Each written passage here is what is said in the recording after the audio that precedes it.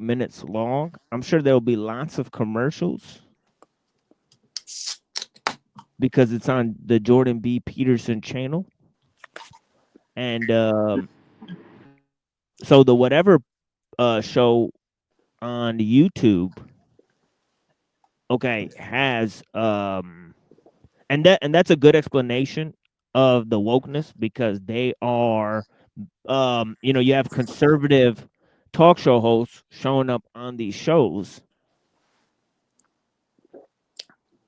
right? Where Paid by Russia, probably. Like yeah, I mean it's pretty serious issue because what these shows are promoting is the TikTok whores, and they're constantly seeding ground in order to kind of because they're not really preaching to the women that are there.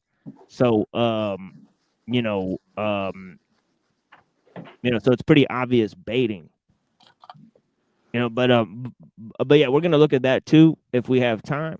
Over the course of many of these.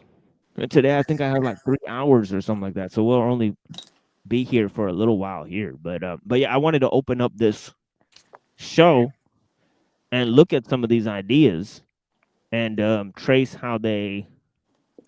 Because I have not taken a look at this yet, so I just want to take a look at the current events and see what's going on. The current thing. Um, I didn't hear everything you said in the beginning, but I wanted to do a brief overview of how we ended up here, if you don't mind. Yeah. Let's start at the very beginning. First there was a dark universe, and then there was light, and then God created the universe, and then He created the earth, and then you know Genesis basically happened and all this stuff, right? So you know, somewhere along the way, man started using symbols, and then people realized, well, I can use symbols to get resources without, having to be honest or hardworking or whatever. And then eventually, these symbols, became codified, and these symbols basically whatever. Daddy. So, and then, basically, you know, we we end up in a situation where the techniques of mind control have ended up flourishing, and then Jesus came and said, "Don't do that anymore," and then people didn't listen to him, and then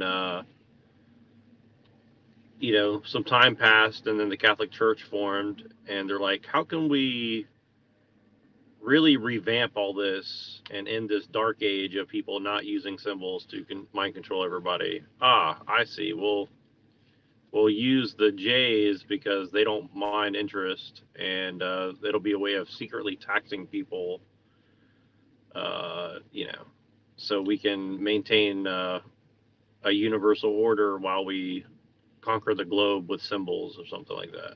And then eventually the symbols took over man, or maybe always have, and then now the symbol making technology has, basically become like a ethereal parasite for Satan. Is that is that a good overview? Oh yeah. Yeah, and that's the thing is that the thing that manufactures the symbols becomes a landing pad for the satanic influence. And that is essentially where we've been brought to. And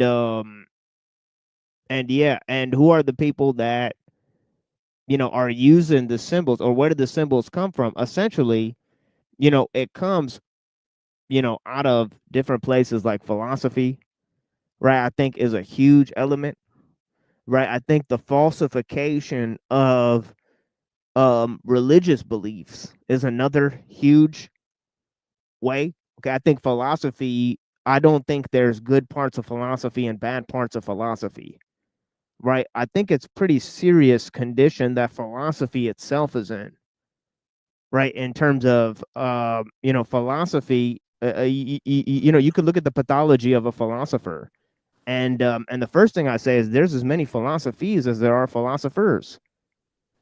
And that seems to be a huge problem. It seems to be neutral ground. It comes off as neutral ground as well. That is also a sneaking danger of philosophy as well. Is that philosophy and science, they come off as neutral grounds, when they're not neutral at all. You can't be neutral on a moving train, right? And idealism and history have been falsified, right? And Couldn't agree more. Well, and one of the things that stuck out to me is like with that intro that you did, Twilight, and you were listening to that guy, whatever. I mean, and from a intellectual, philosophical, scientific, evidence-based worldview,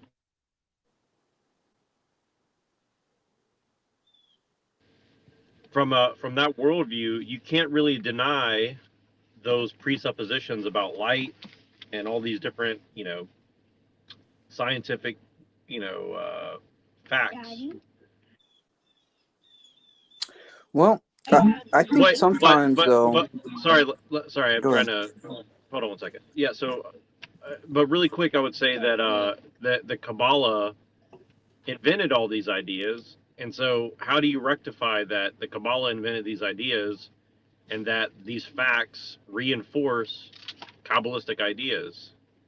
Does that mean that the Kabbalah is true, or does that mean that the way that we do things have been constructed to reinforce Kabbalistic worldviews, like via science and technology and all these different things? So either way you go, whether that means the Kabbalah is true or whether that means that all these things were constructed as a, confirmation bias machine society, whatever you want to call it. I mean, that should be concerning to most people who are coming in it to with certain presuppositions, right? So sorry to interrupt, but my son kept interrupting me, so I was trying to get the thought across before I forgot. You're good. I think at least would yeah. yeah, it's like David I gotta Stendhal. go later, guys. Sorry. Yeah, no worries. Yeah. Yeah, later. Yeah, but it's like David Stendhal Rost, who's a Jew, right, who converted to Buddhism. And he says if he read the Gnostic Gospel of Thomas, he would have never became a Buddhist. This was his statement. Right? So he thinks that a doctrine that's fundamentally foreign to both Judaism and Buddhism could basically suffice for both. And this is the type of idea that we're dealing with, is, the merger of different ideas and concepts. And yeah. And of course I read this in Elaine Pagel's book, right? So the whole thing is, coming together because, there is a higher intellectual movement, right? That these sort of people on the political level, right, and on the sort of ethical level, that are focused on, that they don't really see the problem, right? Because they're too constrained by either philosophy or science to actually see the issues at play. Well, I've been seeing some of these academic types recently, and I'll stop interrupting after this. But and it's funny. It's like they're Gnostic in the pure in the most secular way of like they're just seeking understanding without any reason, right? Like it's pure technique. It's like how does this work? How does economics work? How does this work? How does that work? But there's no analysis from an ethical standpoint, from a standpoint or moral standpoint, or why, or no, motivation, desire. It's like I just want to know about economics. Why? Because I like it, or I want to know about philosophy and study it. Why? Because I don't know, it makes me successful or it gets me a better job, or it's like it's just like pure pragmatism, or at least that's the way it's being sold. So like these people think that they're just being pragmatic or this or that. But is it really pure pragmatism, or is it something basically hijacking your desires for its own ends? And I don't know exactly how to say that a little bit better, but I think Jordan B. Peterson is a very good example of that. So we'll see how that goes. We'll see how this conversation. So this is Jordan B. Peterson talking to James Lindsay. Yeah, this is the OG weird. video of it. Yeah. Oh, I didn't know Everybody's they talking even about. talked before.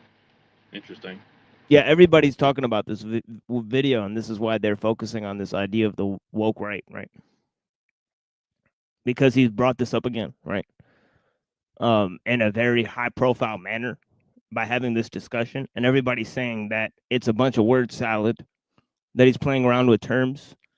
Carolyn Borisenko lost her mind, and then a bunch of other people attacked him, right? So it's pretty interesting, right? Well, I noticed in the past week a lot of Pinoid people as well. said, yeah, exactly, yeah, and I Sargon invited of Pinoid. Sargon I attacked him as well. I saw that too, and that's why I just want to say, like, I invited Pinoid because I get his points. He has good points about it, but there is something true about the woke right. I mean, it's like it is a real thing too. So it's like,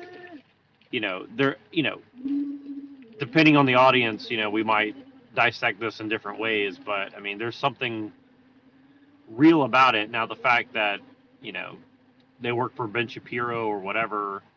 I mean, it's like you got the Catholics, the Ortho Bros, and the tech giants, and you have the the Israelis. You have all these different people converging onto one dog and pony show, and the average person doesn't care about this, but it's going to seriously impact their life, including all these TikTok whores and stuff, as you said. So it's kind of like a weird new economy that's coming up, and they're just trying to find some way to rationalize it, it seems like. But I don't know. I have more to say on it, but I kind of want to see what they say.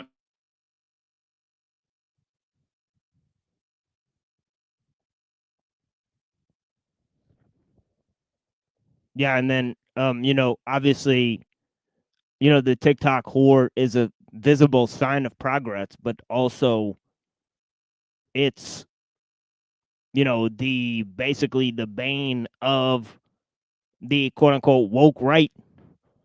So that basically characterizes these issues, right? Because they want to become above this thing by sort of promoting it.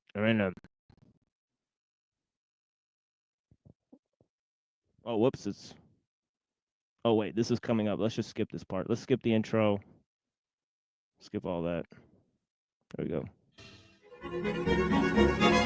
James Lindsay, who's been a commentator on cultural affairs for a good 10 years, I suppose longer than that, but being well known for that long.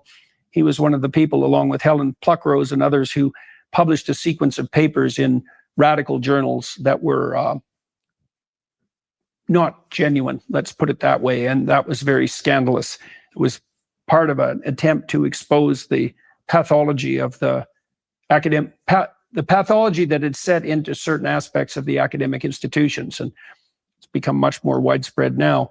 James has got himself in trouble in recent months, once again, for popularizing the phrase woke right by accusing or pointing out, depending on your perspective, the fact that various members of the so-called right are engaging in shenanigans that are very much reminiscent of those that characterize the radical left. And so that's what we talk about today, the nature of the woke right. I discussed the...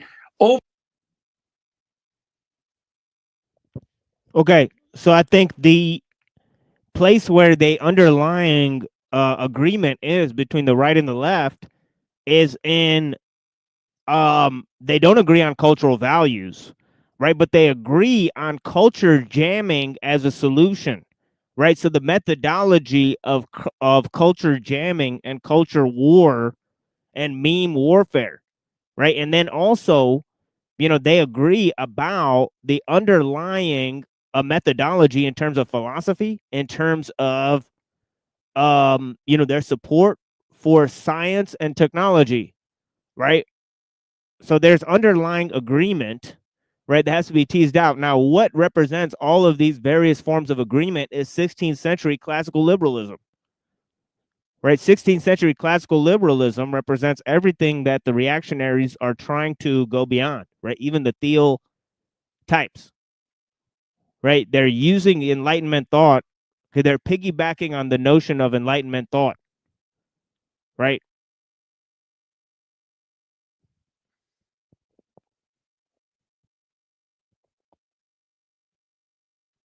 Overlap between such behavior and classification of psychopathology with James, the relationship between woke behavior, mobbing, extreme perspectives, self-victimization, protest, gaming the system, and cluster B psychopathology. So see okay, I don't know about cluster B psychopathology. I think that's going into a very strange arena that both of these men are pretty much unequipped for, right? But in terms of the other ideas, the mobbing and the blackmailing ideas, right, and the behaviors, right? What else did he say? Extreme perspectives, self-victimization. Okay, that seems to be a constant theme. Right. And obviously the notion of the token rebellion being against woke and new age, right, ideas. I Right, and wonder where they pretending- got those ideas from. Yeah. Yeah, I mean, it's Jesuit infiltration of the libertine factions. From the time of Giuseppe Mazzini, the Counter-Reformation. It's the same type of tricks in play.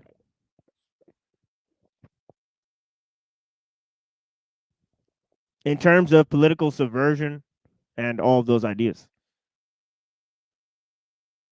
Extreme perspectives, self-victimization, protest, gaming the system, and cluster B psychopathology, narcissism, histrionic behavior, borderline, antisocial, and the dark tetrad. And we attempted to determine how our views align and how they differ. And well, it's a walk through the dark side of ideology. So join us for that. Dark side of ideology, the dark logos. Right? Dark tetrad.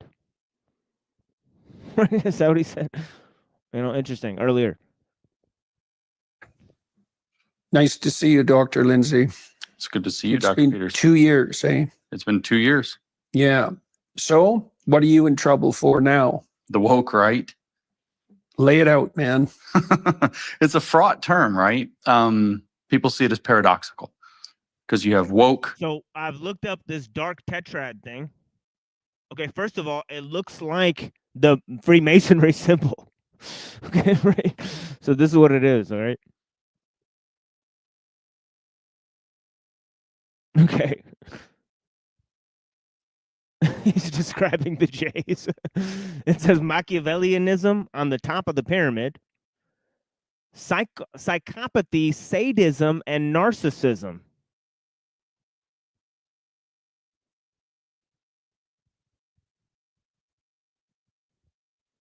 So obviously Machiavellianism and sadism are underrepresented inside of this thing, but narcissism and psychopathy are overrepresented inside this entire triad, right? Is what they're trying to show.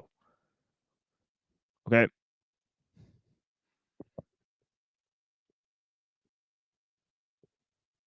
Okay. I don't know if you guys can see this, but this is what it says here, right? So this is the dark triad, tetrad. right? So you could either be a downward triangle, or you could be an upward triangle in this Jewish star type of thing, right? Okay. All right. Okay, meaning that you could either be Machiavellianism, narcissism, and psychopathy, or you could be narcissism, psychopathy, and sadism, right? Meaning you're a downward facing triangle, right? Which would be like the feminine form. The top form would be like the masculine form, right? Exactly. It's one of these boys right here, right? Insights into psychology. So that's like some type of Kalipot type of Kalipot, inversion system there, all right? That I guess you guys should be aware of. Good Lord. See, they got them cooking with hot gas out here. which they associate with left. You have right, which they associate obviously with the right. And so now you've got a paradox.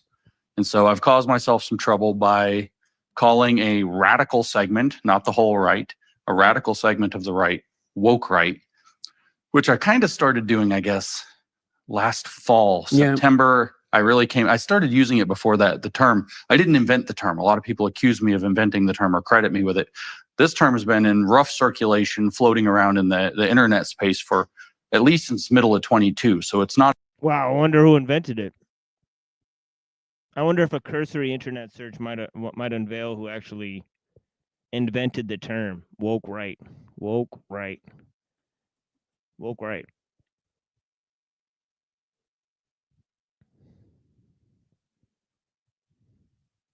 What is the woke right?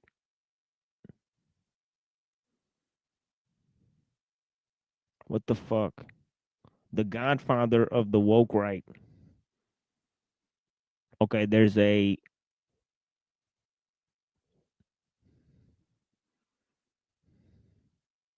oh. They're calling Pat Buchanan the godfather of the alt-right on The Atlantic. A 2011 book by Pat Buchanan shows deep roots of today's right-wing illiberalism. So the paleo-conservative movement. So isn't that weird that Wilson is running from this when he calls himself a paleocon Andrew? And also, Paleo Christ con. well, and also that he admits that he uses leftist tactics, and it's kind of like what that Alex Stein clip that I showed you earlier too. It's like, it's openly, Saul Alinsky shit, and again, like I get it from a strategy standpoint, but then it's like, okay, so why are you running away from it even though you've openly admitted it? Is that another leftist tactic thing or something where it's like you're baiting people into calling you what you're doing and then say that you're a victim because you hang out with the groypers, or you know what I mean? So it's like Right. they want to have their cake and they want to eat it too. And again, I get it, but then isn't that degeneracy? Because then it's like you can't be honest, you can't play clean, you're just going to become.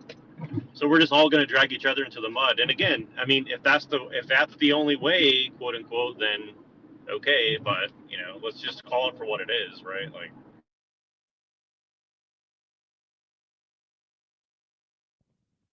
Oh, I was going to say this. Also, if you go look up Thiel and look at the newspaper that he founded at Stanford, and look at all his ties with like the Hoover Institution and these types of things, it's very related, I would say, to kind of what we're talking about right here. Like, and if you look at where Thiel got his all his all his education and his career start, I think it's pretty related to what we're talking about as well.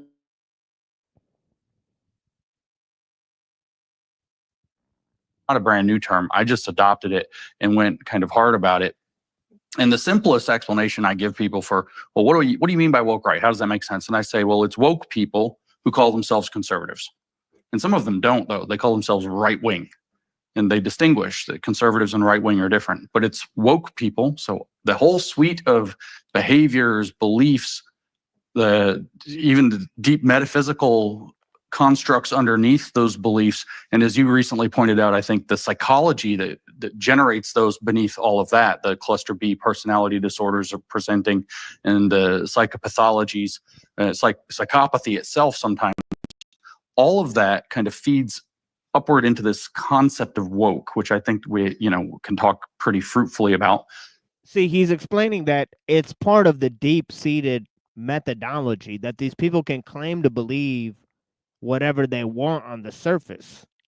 All right, but if you take a look at the deep-rooted trends in the methodology, then it suggests something completely different, right? So and I'm not familiar with these guys' work. I mean, I'm a little more familiar with Jordan Peterson because he's a celebrity, but I mean, Well, what's really funny though is like, again, whenever you say something like, oh, look at the left, they're really woke, or even the right, look, they're really woke. It kind of detracts from the fact that if you look at classical wokeism, which is like, this whole last 10 years of like, let's just cut our son's penis off because, he put on a dress one day or something, right? I mean, regardless of what you think about that, it's the perfect way to camouflage a much deeper philosophy. You know what I'm saying? Like, if Mean Mr. Mustache could do it all over again and say, we want to get rid of this type of person and this type of person and get them out of the gene pool or something, right? I mean, what better way to camouflage what you're trying to do, right? And so, again, I'm not saying that that's necessarily the case, but why wouldn't you it's think funny about because that? yeah, like I seen this video the other day that said like that this guy, right? It's like this old guy who's sad that he's a real Nazi and everybody's a Nazi, so the term doesn't mean anything anymore. I mean, so it's pretty funny because yeah, when some guy who's a Christian entertainer starts calling himself Big Papa Fascist, and you're some old Nazi, guy, and what are you supposed to do? Because they're poisoning the well. All right, so they're actually taking away from the discussion in the sense that if anybody is a real Nazi, nobody will actually believe them. Because it's like there's all these fucking clown Nazis, right? So it just so happens, right?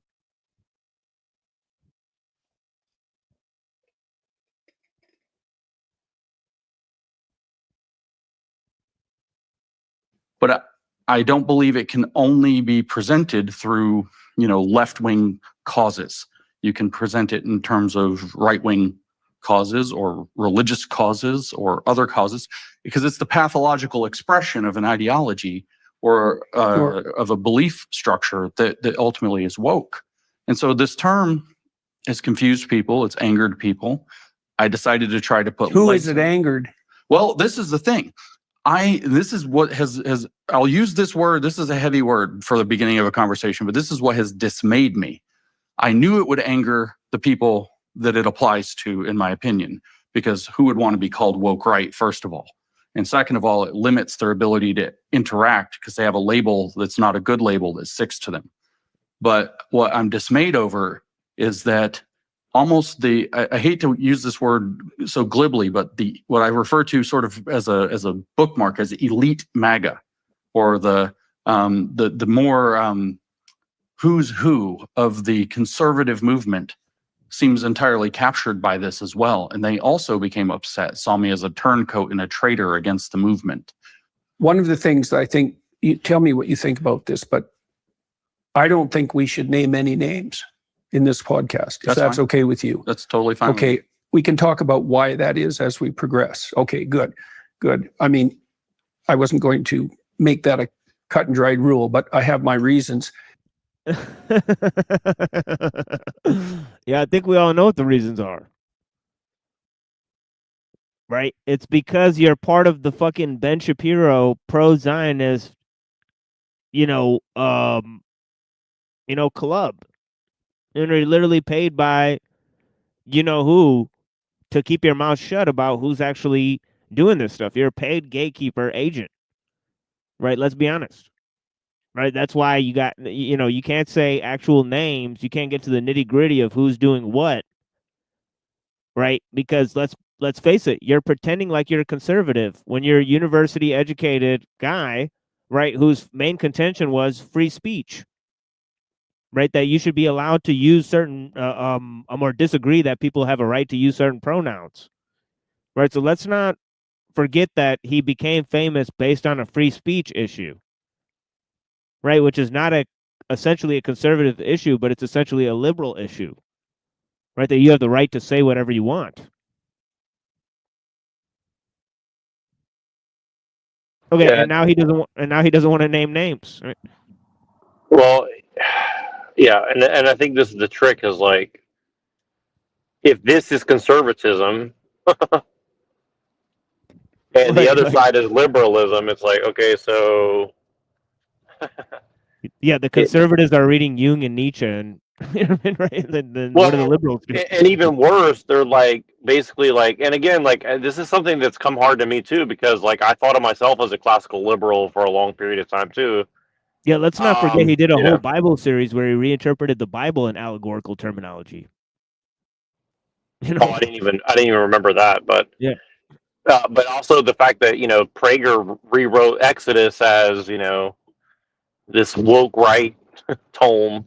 I think I have it somewhere in my library, but I haven't. I didn't even open it. I was so disgusted with it, But yeah, it's one of those things where you said it very well before, which is like it's like they're pretending that it's one thing or the other, but really it's just the status quo. Essentially, it's like we're this is the extreme and this is the extreme. Well, both extremes are basically in a very narrow window, and so even even a lot of the stuff that seems like very extremist, like the racial stuff and all this, it's actually still the framework in which it sits in is like still very narrow, right? It's not actually a big wide open debate or anything like that. And you'll notice that if you do try to open up the discussion into a wider framework of technology, methodologies, moral justifications, particularly, you'll find very quickly that you'll be kicked out of the discussion, and then suddenly free speech is not very important at all. So.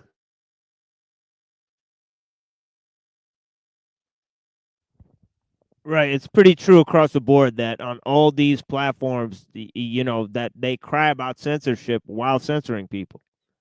So that's also true. I mean, and of course, to a certain degree, I understand you're allowed to curate your audience and get rid of, people who are continuously there to detract and flip everything you're saying into some sort of negative commentary and continue to do so. After dozens of times of trying to be reasoned with. All right. And you're welcome to exclude those people. But, to a certain extent, some of these conservative, places are echo chambers. Right. And that seems rather interesting, right? Because on those very same platforms, they'll tell you that, that they should be allowed to critique whomever they want. Right, including Jews and black people and trans people and all of that type of stuff, right?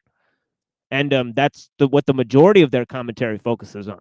The thing that Neuro sent me today, of Alex Stein basically calling a trans woman, autistic or something like that, and not getting away with hate speech or whatever. All right, so it's pretty interesting, right, that they're allowed to use, shaming and bullying and all that type of stuff that they accuse other people of doing. Right. Yeah, he literally said like, "Okay, you're trans. Like, well, I don't think autistic retards like you should be able to." I mean, it's like literally he's like, it's like that's like, literally what he's saying on YouTube. It's like, okay, so yeah, we'd get censored for it, but he's allowed to say it. So why is that? Right. Yeah, and I mean, it's yeah, and again, like I'm not saying that he should be, but it's also kind of like, okay, so I'm trying to think of the right way to put it, but essentially it just becomes this big degeneracy fest where it's like, okay, well, I'll say mean things, you say mean things, and then Well, let's somewhere in face the, it. Well, somewhere in between. yeah. Well, let's face it. Special people are allowed to criticize things, and nobody talks about it. Nobody talks about that. Special people are hand selected to criticize certain issues, and nobody talks about it. Clear gatekeeping going on, and nobody fucking talks about it. All right, and they just think, oh, that's because of those own people's success, and not that they're being funded by some agencies and groups. Come on, which is obvious, right? Well, what you'll notice is if you have a PR firm and lawyers and all this, they'll tell YouTube, we'll sue you because you're censoring us. Okay, well now you're a threat, and now they have to negotiate. But if you're just some small time creator with an opinion, they'll say, oh, you used a picture that somebody allegedly claims as a copyright. Okay, well somewhere out of the thousands of pictures that you've used, allegedly one person did it. Is there any recourse? No. And they'll say, Yeah. well, that's just the terms and conditions. It's like, okay, so basically and Alex Jones used to talk about this. So basically they've taken like the public square, turned it into a distribution network where you have no recourse, you have no access to the claims against you. So it's like an extrajudicial, small claims court where you just basically get your audience, your reach, and everything else taken away at any point for any reason, and you'll never know who's accusing you of what or what's the grounds for it. You can't litigate it, even representing yourself via email or instant messaging or anything. So it's like, again, it's like, do you have the right to be on the internet? No, but more and more, you can't really do the things that are expected of you by the system without a smartphone or the internet. So then, are we just,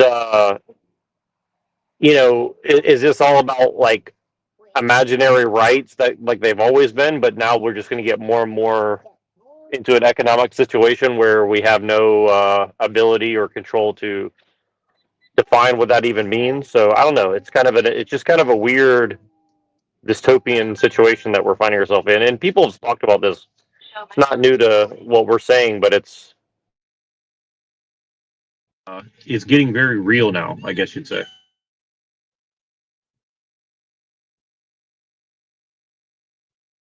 So you just referred to some comments I made on Fox News and also to some degree on Rogan, talking about, and I've actually written a fair passel on this. There's been this idea that the extremes of political belief. By the way, you know what? Old Jordy Petey boy fucking promoted on Joe Rogan Christian atheism with Brett Weinstein. Christian atheism, folks. Okay, and I'm not, I believe I'm being pretty exact with the terminology they actually used, right? Not cultural Christianity, but Christian atheism. Okay. If that's not oxymoronic, I don't know what is. But if that's not woke right, if that's not the exact sentiment of what the woke right is based on, right, which is what Nietzsche described the leftists as doing, right, which is they think they're overturning morality, but they're presenting a new synthesis of old values, right? And he basically blamed Jews and Plato for creating those values, right? Would you say that he implicitly also implicated the Catholics as well? Well, I think he was implicating the Protestants, right? But he definitely was implicating Christianity as a whole. I mean, but for sort of being a vessel for giving birth to liberal philosophy. But in that sense, he's saying the key part is this, is that he's saying that the new rebellion is really just an old rebellion. Okay, same thing with the new conservatism. It's just a reaction to leftism. And in that way, it's a new rehashing of conservative values, a token rebellion against leftism that is offered to society so they could shame, fat ladies with green hair that claim there's, psychodivergent or whatever.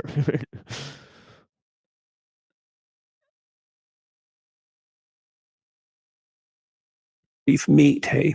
Yeah. And so let's hash that out a little bit. You seem to find useful or possibly accept this additional diagnostic distinction, which would be cluster B or dark tetrad. That's right. I actually wrote about this. I don't know if you know, in 2020. That specifically. In December, yes, in 2020, I called the article something like "Psychopathy and the Origins of Totalitarianism," and I published that at the end of December of 2020. I put forth the hypothesis, which of course I got from somewhere else in significant part. I had read that infamous, quirky, but I think important book, Political Ponerology. Yes. Is that Lobachevsky or something like this is that name, the author. And I had read that and found it striking. And at the same time, almost, I think sometimes, a chapter here, a chapter there, I read I think one of the most important essays in English, which is Joseph Pieper's Abuse of Language, Abuse of Power. I don't know if you've heard of this. Joseph Pieper was a Catholic, and he wrote this, I don't know what else he did, honestly. I should probably look into it. But he wrote this essay, Abuse of Language, Abuse of Power, and talked about how tyrants arrange an abused version of the prevailing language to mislead people into the tyrannical program. And it's in 2 sections, 2 parts. It's been 5 years since I've read it, so forgive the details. But there's, in a sense, 2 chapters to this long essay. And one of the 2 is very Catholic in its orientation, and one of them is this more general thesis. And it was extremely interesting. Yeah, but you just said in 100 words what is just basically the definition for propaganda. The no shit Sherlock moment, really.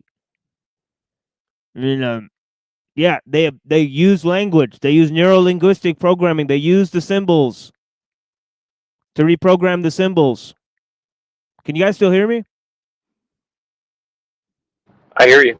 Okay, yeah, I gotta come back in. My internet froze. Give me a second.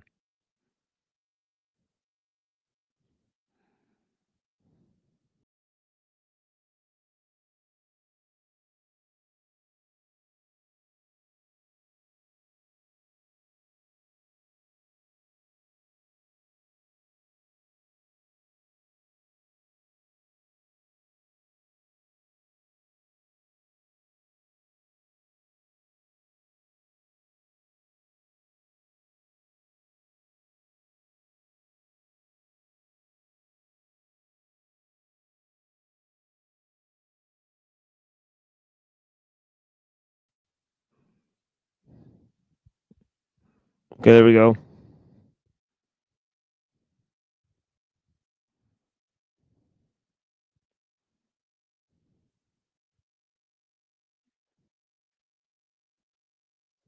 tyrannical program. And it's in 2 sections, 2 parts. It's been 5 years since I've read it, so forgive the details. But there's, in a sense, 2 chapters to this long essay. And one of the 2 is very Catholic in its orientation, and one of them is this more general thesis. And it was extremely interesting. But of course, in Political Ponerology, you also have the discussion of the importance of language, which of course we were seeing with the social justice woke movement as well, that they're misusing words like racism very blatantly. And so in Political Ponerology, you have this claim he makes that he says, well, with the psychopath, what he calls a pathocracy, what you have is you have people who are psychologically disordered. That's what we've seen continually during all of these fake debates, these pseudo-intellectual debates, right? They'll continuously adopt the leftist terminology, right? So they're ceding ground in terms of language, right?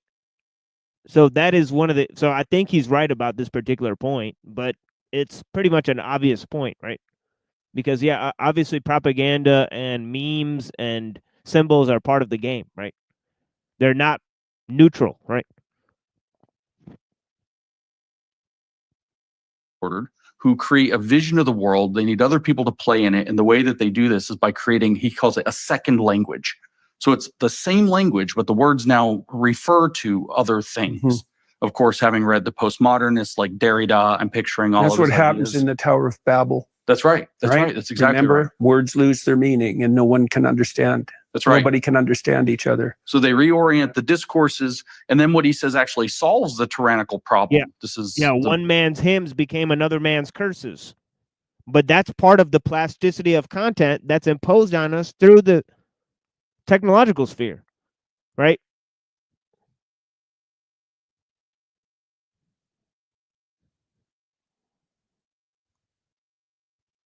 One man's babblers, another man's philosophers. You mean? Lobachevsky's, if I'm saying his name's right, his thesis. What solves it is that a third language evolves that unmasks the second language and allows people to see it for what it is and, in fact, laugh at it. And so this is what takes it apart. So I read these two essays, and I'm taken in by them. Of course, I'd been reading the postmodern literature quite a lot. I had been reading Lyotard, the postmodern condition, and he has this very confusing they're all very confusing sections. Oh, he's a leotard tard. Interesting. Throughout the whole book, this very confusing section about this thing called legitimation Or they're all neo-Hegelians. You mean? by parology, that he accuses all knowledge-seeking enterprises, including the sciences, of being legitimation by parology. And there's this story that goes along where he's teaching legitimation by parology to his students at some point, somebody's teaching Lyotard to their students, a philosophy professor, and says, okay, so what do you think legitimation by parology means? And everybody comes up with crazy ideas because you can barely get it from the text. And finally, the professor says it means false legitimation through consensus. You get everybody to agree. Okay.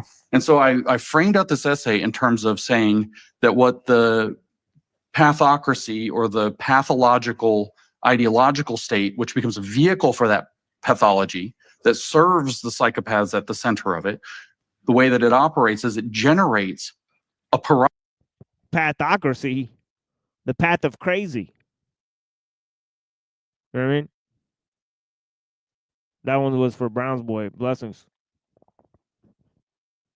parology, a second false logic that defines the ideology, and a paramorality, a second false set of values and virtues that also defines the parameters, the social parameters, and the psychosocial parameters. How do I know if I'm a good person? How do I fit in with my society? And so I write this long essay. My poor assistant, I got in trouble for this. I had him publish it on Christmas. I was so excited about it. Christmas Day, we put this out. And, the fact that he has to bring mental health into a critique of leftist psychology, right, it is itself a leftist trait. I mean, I don't know what else to say.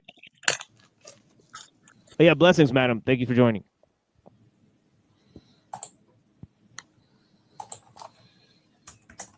What do you think about this, Claire? Is James Lindsay based or gay?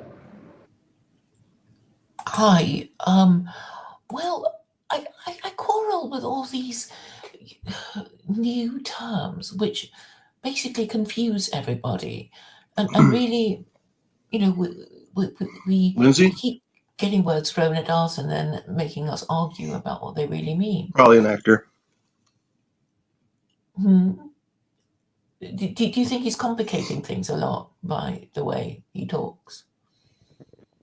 Well, he's being imprecise, or I've heard that be a critique, especially in his use of Gnosticism, of the term of Gnosticism, and conflating that with liberalism. I've heard people say that is rather imprecise. So without giving a long historical critique of how those two paths sort of merged, I think, but then you have Jordan Peterson, who kind of does the same thing, using Jung, who's clearly using Gnostic, ideas, so they're both supplanting sort of this idea of Gnosticism, or, this pseudo spiritual idea, wherever it's convenient.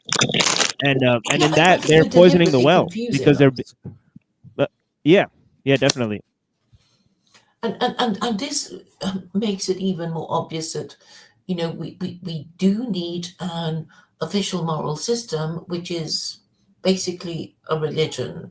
I mean, I've been promoting Sharia as a non-Muslim for a while now, but this is something, but you see these systems already have ways of talking about specific terms that are at least known to scholars, but all this sort of woke right and woke left and Gnosticism, and nobody knows what the hell they mean, really. And I think that they're using it to confuse us and kind of paralyze us into inaction, and even and make us unable to even use words that mean anything. And they're basically forcing us to use the language of the Tower of Babel, which makes it difficult for us to understand each other, when really what we need to do is organize and say, this is wrong, that is wrong, this is a solution and that is a solution, and speak in terms that are easily understood to the man in the street who hasn't got time for to talk about these things at length. Yeah, and I think they're deliberately poisoning the well. Like, for example, Jordan Peterson, right? When he was complaining about free speech issues, instead of saying that they should reinforce social taboos, but in the other direction, right? He basically said he basically critiqued them for upholding social taboos, but in the form of liberalism. So he wanted the free speech, right? He wanted the right to critique social taboos, right? But he's framing it wrong, because what he should actually plead for is to enforce social taboos in the opposite direction, right? And say, well, we should be able to shame, people who don't fall in line with our, moral systems, and the normie should be able to shame the people who fall outside of the line of those systems, but he didn't quite say that. See, this Well, is we the don't know problem. who's normal anymore, do we? Right. I mean, do we? I mean, even people who talk about normies, it's like, who is really normal? And I think that the problem is that we don't even know what our, official moral system is. Is it really something called woke? It seems undignified. I mean, Jews have Judaism, Christians have Christianity, and what we have woke. It's not even grammatical. Well, that is the thing, is that woke is a pseudo rebellion against leftism. I thought it was leftism. I thought it was kind of black Right, right or something. right, but none of the leftists actually claim that they're woke. I mean, so it's kind of like saying that somebody's a relativist. Like, nobody actually claims to be a relativist, so it goes to that level, Yeah, I mean, liberalism brought in the idea of moral relativism, but he's saying, yeah, we'll just agree to disagree, and not kill each other over our beliefs. But then it's like, well, surely even then we need to acknowledge what is the dominant belief system. And of course it's liberalism. But then liberalism is, I mean, is it still, what are its principles? I mean, there's no book about the rules and principles of liberalism. So I guess it's always, somebody in charge saying that this or that is liberalism. While, we still don't know. Even now we don't know. And that's why they keep, changing the terms of debate and confusing us, and, making us argue with each other when we should be saying, enough of this. We want a proper system with rules, so we know when our ruling classes are breaking the rules. Yeah, that's why I think that long discussions are necessary to flesh out exactly more precise terminology of what is liberalism, because it is uniquely Western and Judeo-Christian and European. But on the other level, it's tied to classical liberalism and also modernity, right? So so somehow there has to be precise terminology to flesh out exactly what liberalism is, right? So that people can actually oppose it, right? But if you try to pretend like the people on the peripheries of liberalism, like the woke people, are liberals, and you're just attacking the symptoms and not the disease, so called. Yeah, I mean, the thing about codification is basically, liberals should have, like Judaism has 10 commandments, or Islam has 5 pillars. We sort of know what they are, but with liberalism, it's like, well, what are the principles of liberalism? And nobody will agree because there's no official codification, and that's why it keeps changing and confusing us. Because really, conservatism is also, well, it's just the opposite side of the coin. Of liberalism. Conservatism has always been the junior partner, and where did liberalism comes from? I guess it came from the French Revolution, when the French revolutionaries were saying, calling out for liberty, equality, and fraternity. And it's like, that's it? Is that it? Is it possible just to say, we want liberty, but then, some people might say, my right to swing my arms stops where your nose begins. So, it's not clear how free we are. And I think at the end of the day, it is, liberty is only what we ought to enjoy after all the necessary laws are in place.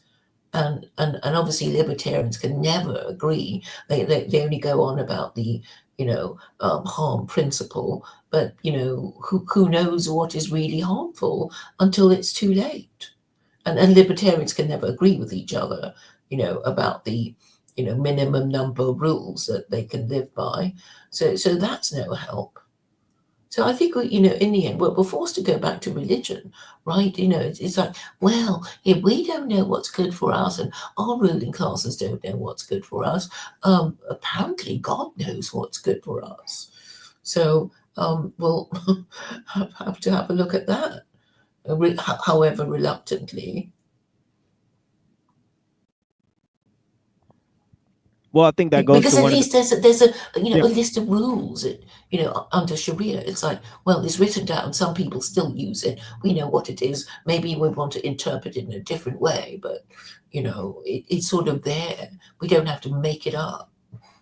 right. But I think that goes to the core principle, because if you look at and examine where they say liberalism came from, they say it came from a conflict between science and religion, right? So I mean, ultimately, it has to be certain principles that were developed, like, for example, man's mastery of nature through reason, right? Individualism, right? And the belief in freedom and equality and these sorts of things. So you could routinely see that these ideas, comprise most, secular ideologies, right? And they were born in Europe, right? So you could actually, you could give a face and name to this thing, and then you can also add in this fact that, liberalism is sort of imprecise, because the thing that actually, proliferates liberal ideology is technology, right? So you have to mention the objective factor of power, because liberalism could not proliferate until the Industrial Revolution. It just simply could not. From the 1600s to the 1800s, you had no proliferation of liberal values and principles within society. It was the technology that made the liberal principles endemic within society. So these people are being very imprecise about what they're talking about. They're constantly aiming at some sort of specter. I mean,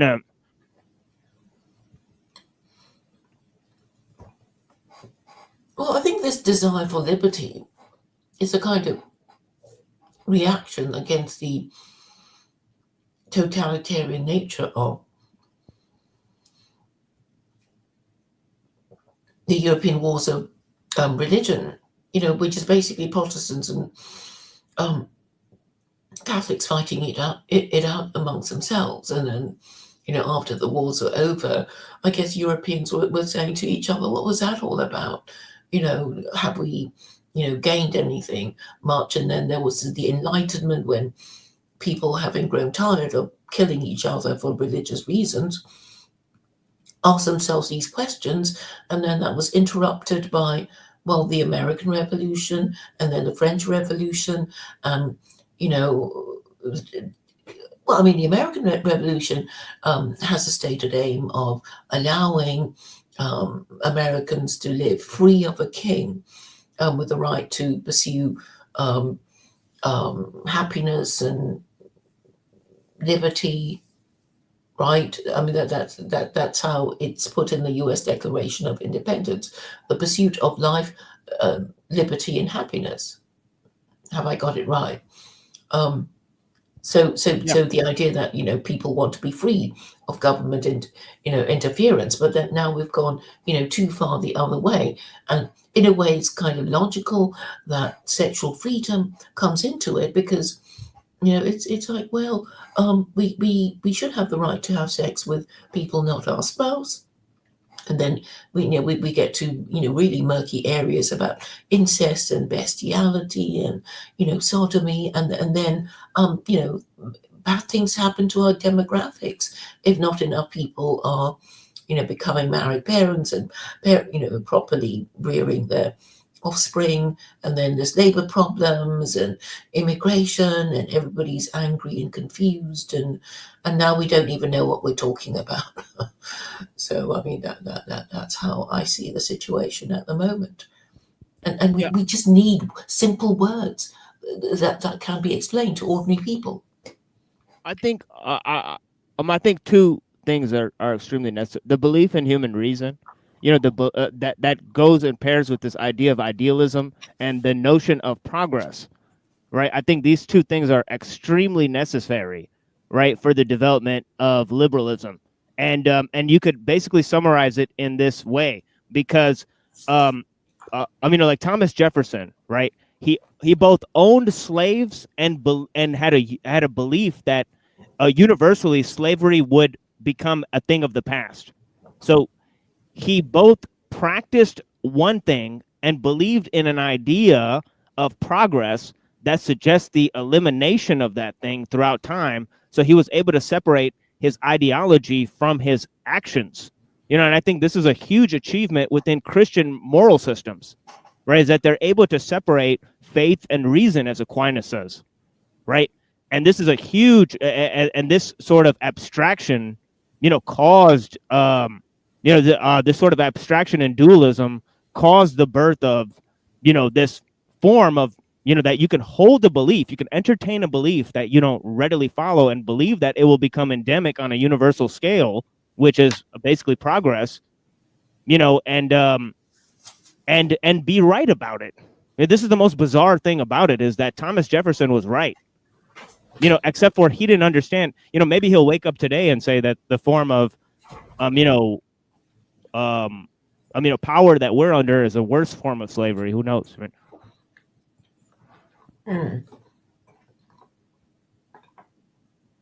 But still, he believed in progress that much,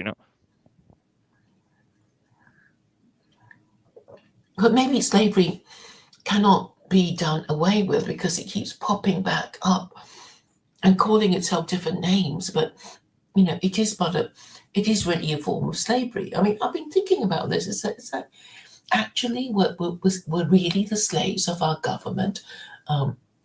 It might be polite about it and call us citizens and pretend we have rights that they just remove whenever they feel like it.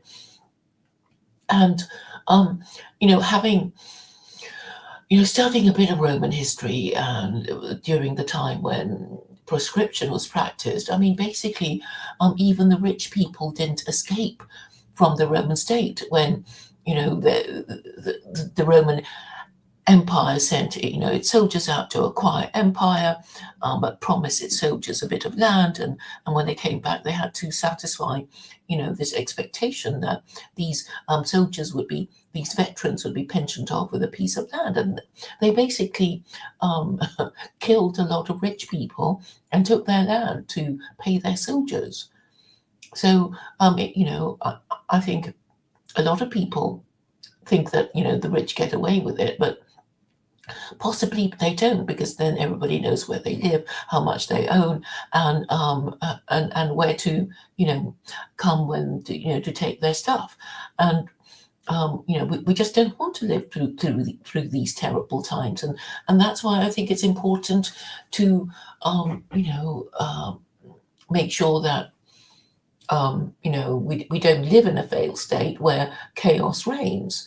And I think maybe the rich people think they're going to get away with it, but ultimately there will be nothing if there is no civil society for them to go to the bank and buy stuff and protect themselves from people who want to harm them. And therefore, if we are really the slaves of our government, ultimately, because the government has control over the police and the army, we can, I'm just arguing that if obeying the laws of God gives us a better deal than obeying the laws of our government, we should seize it with both hands.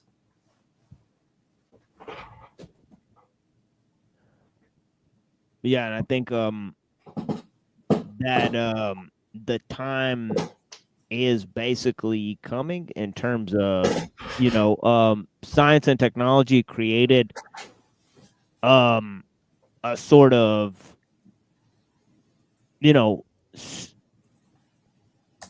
a pseudo religion, including the pseudo eschatology of progress, right? And that idea is collapsing, right? But the whole question is how it's going to be used. So in terms of Lindsay, one of the ideas he pointed out is this idea of controlled degrowth, and all of those ideas. So I think that there's certain new agendas around the corner, but people have to pay more close attention to it. I do think that this talk is part of that agenda, but I guess I'll have to investigate more. Have you seen this before, Claire? I have not seen this yet. What the talk between Jordan Peterson? What is the name of the other guy? James Lindsay. Okay. Yeah. So his contention is that there's a woke right. So they're basically conservative in name only, and he's sort of hijacking Christianity. The way he's sort of hijacking Christian iconography in terms of styling Gnosticism as liberalism, where he's kind of taking this from the prominent thinker Eric Voegelin, right? He had a lot of ideas about this, right? So Voegelin, obviously, he wrote letters to Leo Strauss. You guys can look that up because Leo Strauss is actually one of the main figures at the heart of paleoconservatism. Mm-hmm. And that was blamed. The whole ideology from Pat Buchanan, the paleoconservative ideology, was blamed by The Atlantic, I looked up, as being the godfather of the woke right. So there was some of the investigation I did about it here today. Well, I think, they sort of, I really think we confuse ourselves by saying, this is right and this is left, because, decades ago, last century, in fact, Hitler arrived on this idea. It's like there's this thing called communism, and there's this thing called nationalism. Why don't we just merge them and say we've got the best of both worlds? And he did it,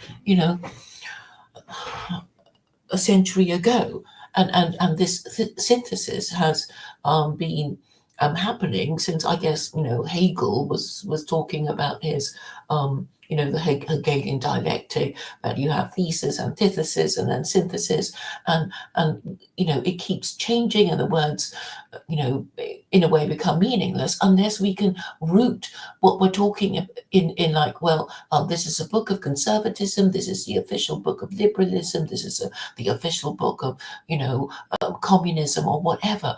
It's just that currently, as liberalism, there is no holy Bible of liberalism. And this means that intellectuals identifying with the government will keep saying that liberalism is, what I say it is now, and they add all kinds of contradictory rubbish to it that in the end it doesn't resemble what is even meant to be at all. And we all get confused, and that is why I keep saying we need an official moral system that has a book. And I'm saying, well, there's the Quran. Nobody's going to mess around with its words or redact its verses. They wouldn't dare. And if you have access to this book, then at least you know what the rules are supposed to be. And I mean, I'm just saying it's a mechanical thing. Like, oh, okay, you're playing a game. You need to know the name of the game, you need the objectives of the game, and you need to be able to read the rules of the game. But if you keep asking the person you're playing with what the rules are, and they say you can't read it because it's an unwritten constitution, which is what the British are always being told. Like, oh, you have this wonderful unwritten constitution. Well, actually, it means that they don't have a constitution at all, which is why so many British people get thrown into prison for Facebook posts. Yeah, but part and parcel of this entire thing is I don't know if you've ever heard, is this whole idea of accelerationism, right? Which the obviously more prominent actors like Thiel and Musk are pushing that sort of game, but on the intellectual sort of level, they have these guys like Dugin and also Nick Land, right, who are talking about international trade, and technology and all these ideas and pseudo-governmental systems being the death of liberalism and being the death of capitalism. The main thing in the critique of Deleuze and Guattari is the relationship between technology and capitalism, right? And they believe that these are in a sort of inverse relationship with each other, right? I'm in a sort of negative feedback loop, right? And that is part and parcel of their critique. So they are some of them are partly in a game of crypto communism, trying to collapse the idea of capitalism through the notion of technology. To quote Ellul, who said that that liberalism is on its deathbed and technology is its executioner, right? So these are some of the framing of some of the other ideas there, right? On the question of capitalism, I mean, it's usury, isn't it? Capitalism cannot operate without fractional reserve banking. And this means usury. And I would have thought Sharia would end all that, but obviously there's a lot of vested interest in usury. But there are certain advantages too, because if you say, if usury were banned tomorrow, then house prices would become affordable again to most people, and people would be able to default on their debts, contracted under usurious terms. So we need to kind of be clear that capitalism also means usury, and when you want to abolish usury, you don't necessarily abolish commerce, because commerce is supported by the Quran, but usury is obviously forbidden. But usury, it's sort of like, let's go and shake the money tree every time we're feeling poor, and it's become a behavioral addiction. And but then our governments have borrowed so much that in trillions, I don't know how much, and that's why taxes are so high, because it's just the next generation are expected to service the debt, and they keep doing it. I mean that is what they keep doing. Taxes keep increasing. The tax ceiling keeps being raised. And it's got to come to an end, one day, because there was a time. I mean, okay, maybe it's a bit complicated to explain, but I mean, it obviously has distorted the economy and does cause a boom bust cycle.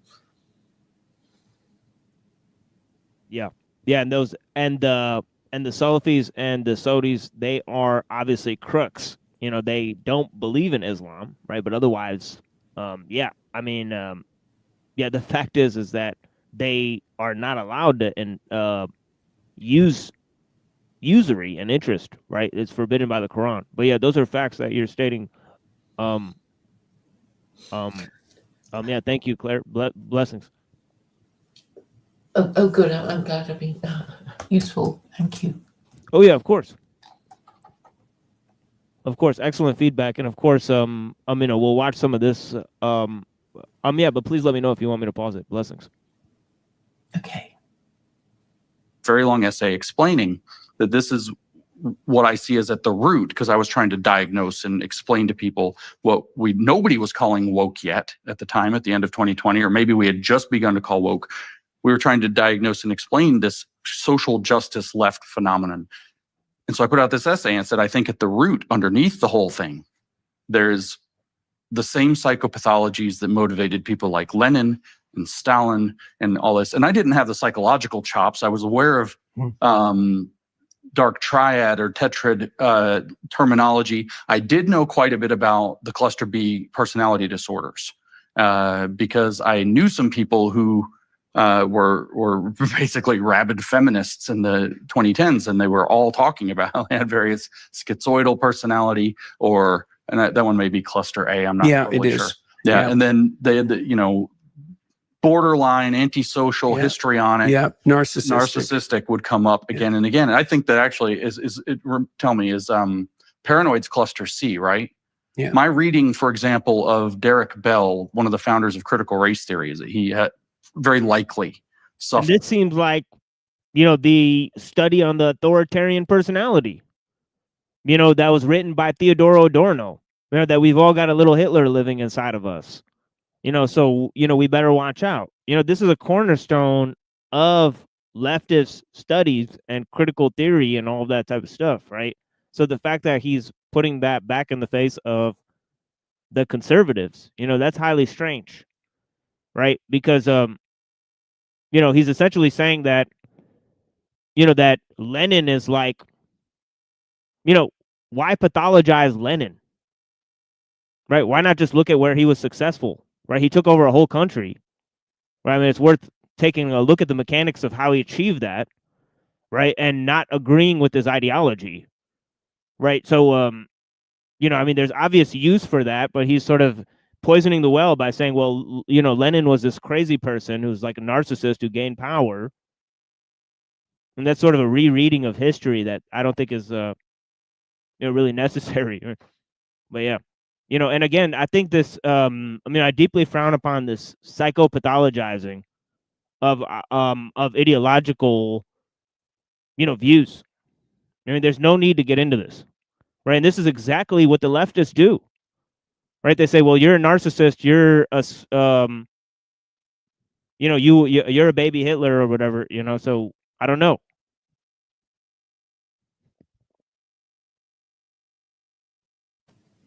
For both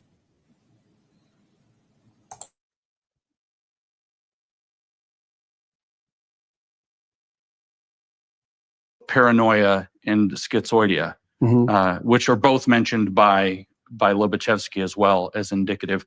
I can't say any about any of the cluster Bs. So I think it's a little broader than just that one cluster appear. Conspiracy theories or paranoid thinking, for example. Right. And schizoids tend to have imaginary conversations with people who aren't there on a childish fictional level. I mean, we all know what it is. The left wing are autists and the right wing are schizoids. So what? But that's all that's left of these people. They've become totally, disheveled in their thinking because of modernism. So yeah, what do we get if we pathologize everybody? What I mean? What do what do we win? I mean,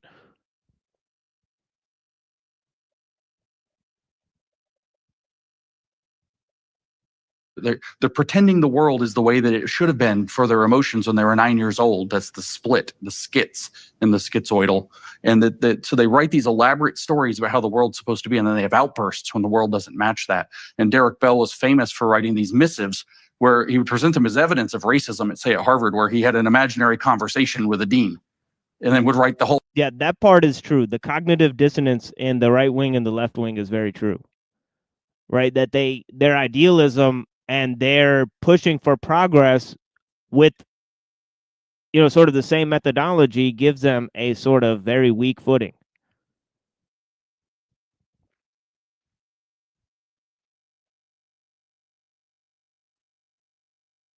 Whole imaginary conversation down, and I'm thinking, this is so disordered, not just disordered thinking, but this is psychologically disordered, that you would then present this hypothetical conversation as evidence.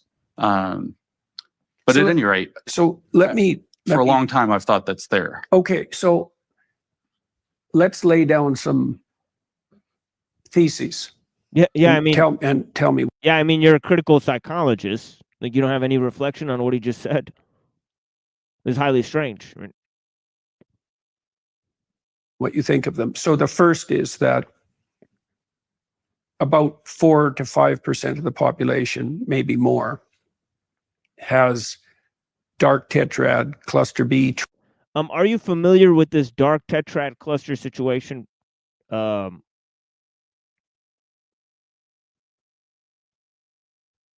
I don't know if you're familiar with this situation. No, I need to be reminded. I mean, what is narcissism and Yeah, this is yeah, psychopathy and whatnot? But Yeah, I need this to be is, reminded. yeah, dark tetrad. I just looked this up because I was not familiar with it myself, but it seems pretty self-explanatory once you look at the image here that they provide. And this is the image here. Let me show you.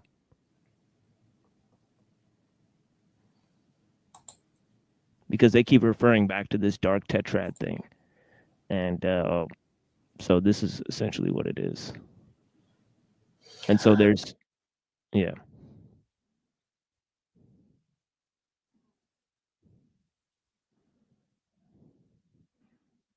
So as I was saying, oh, whoops.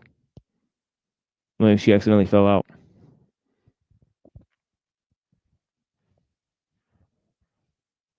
But yeah, we'll see if she comes back. If not, this is what they're referring to, this dark tetrad, right? So if you'll see, right, there's two parts. Whoa. Maybe the StreamYard's kicking everybody out, right? That happens sometimes too, right? Everybody gets kicked out.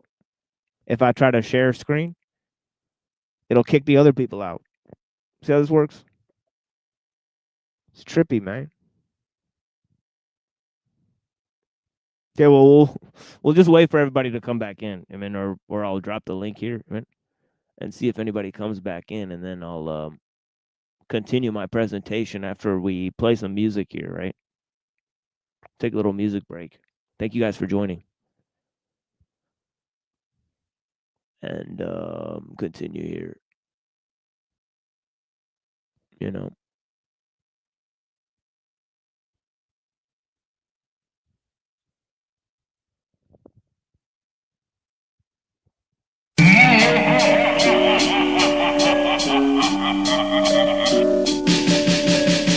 This had to happen. I thought of this possessed by a demon while a preacher was screaming at me in Latin. I guess he thought that he could fight it, but that was kinda naive, cause why would it wanna leave if it was invited? I took off his halo.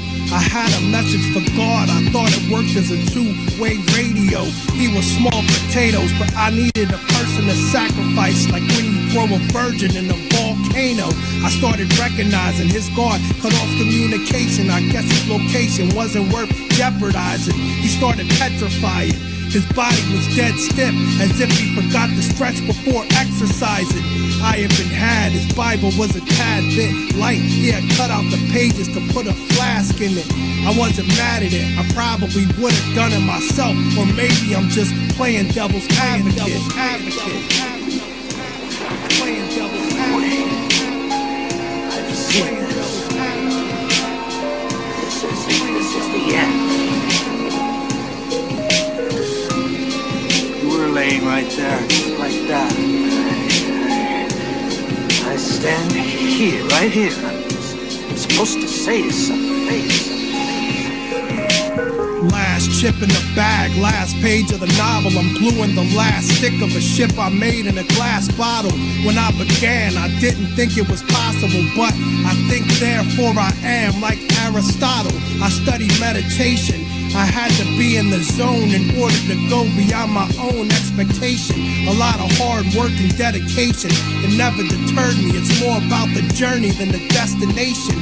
What would be the reason for me to take on such a feat if I couldn't guarantee I would see its completion?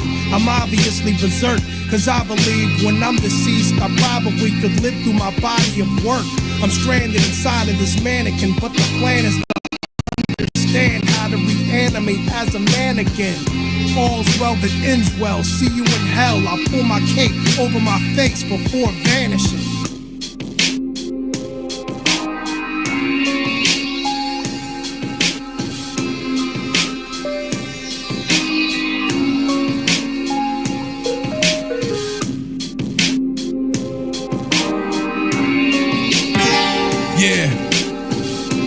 Stop with all the blasphemies and you will face catastrophe. My crown shine precise with the princess cut masterpiece through the bullseye. I'm like Crow with the crossbow. I symbolize death like a skull and crossbones. Non-believers get hit with assault heaters. Motion dicks are lame like saltpeter. I'ma shake your mind every time I'm taking mine. Devil snake spine, divine rhymes of Frankenstein. I'm talking out loud. They saw the prophet and bowed. Angel wings on my feet, feels like I'm walking on clouds. You ain't shit, you're a pump. Pop the clip in the pump. You're closer to death by a hop, skip, and a jump. Territorial sites divide like stereotypes. In due time I fulfill religious burial rites. I'm sly like a fox, with eyes like a hawk's. Spent some time in the box, and I blow up like an ox. You're not safe from hell, you're getting raped in your cell. I jumped the screw for his keys, and then escaped from the jail. My fam's heaven come together like the Trinity, divinity, entity, ready to kill a Kennedy. Your shit gets blown. I have you get some stitches, so break you like a wishbone and make you kiss the stone. I'm a beast waiting. In my dreams I see Satan telling me to get a gun and shoot up the police station. I'm from the underworld. My slaves obtained 100 pearls, blunts to twirl. Every night I fuck another girl. I'm on a far star, playing bombs with cops are. I target squad cars, Allahu Akbar. I break you apart. I've been a snake from the start. The only way to kill me is a stake through the heart. My razor shaves next, basement reeks of decayed flesh. Who do I slay next? I read Bible and play chess.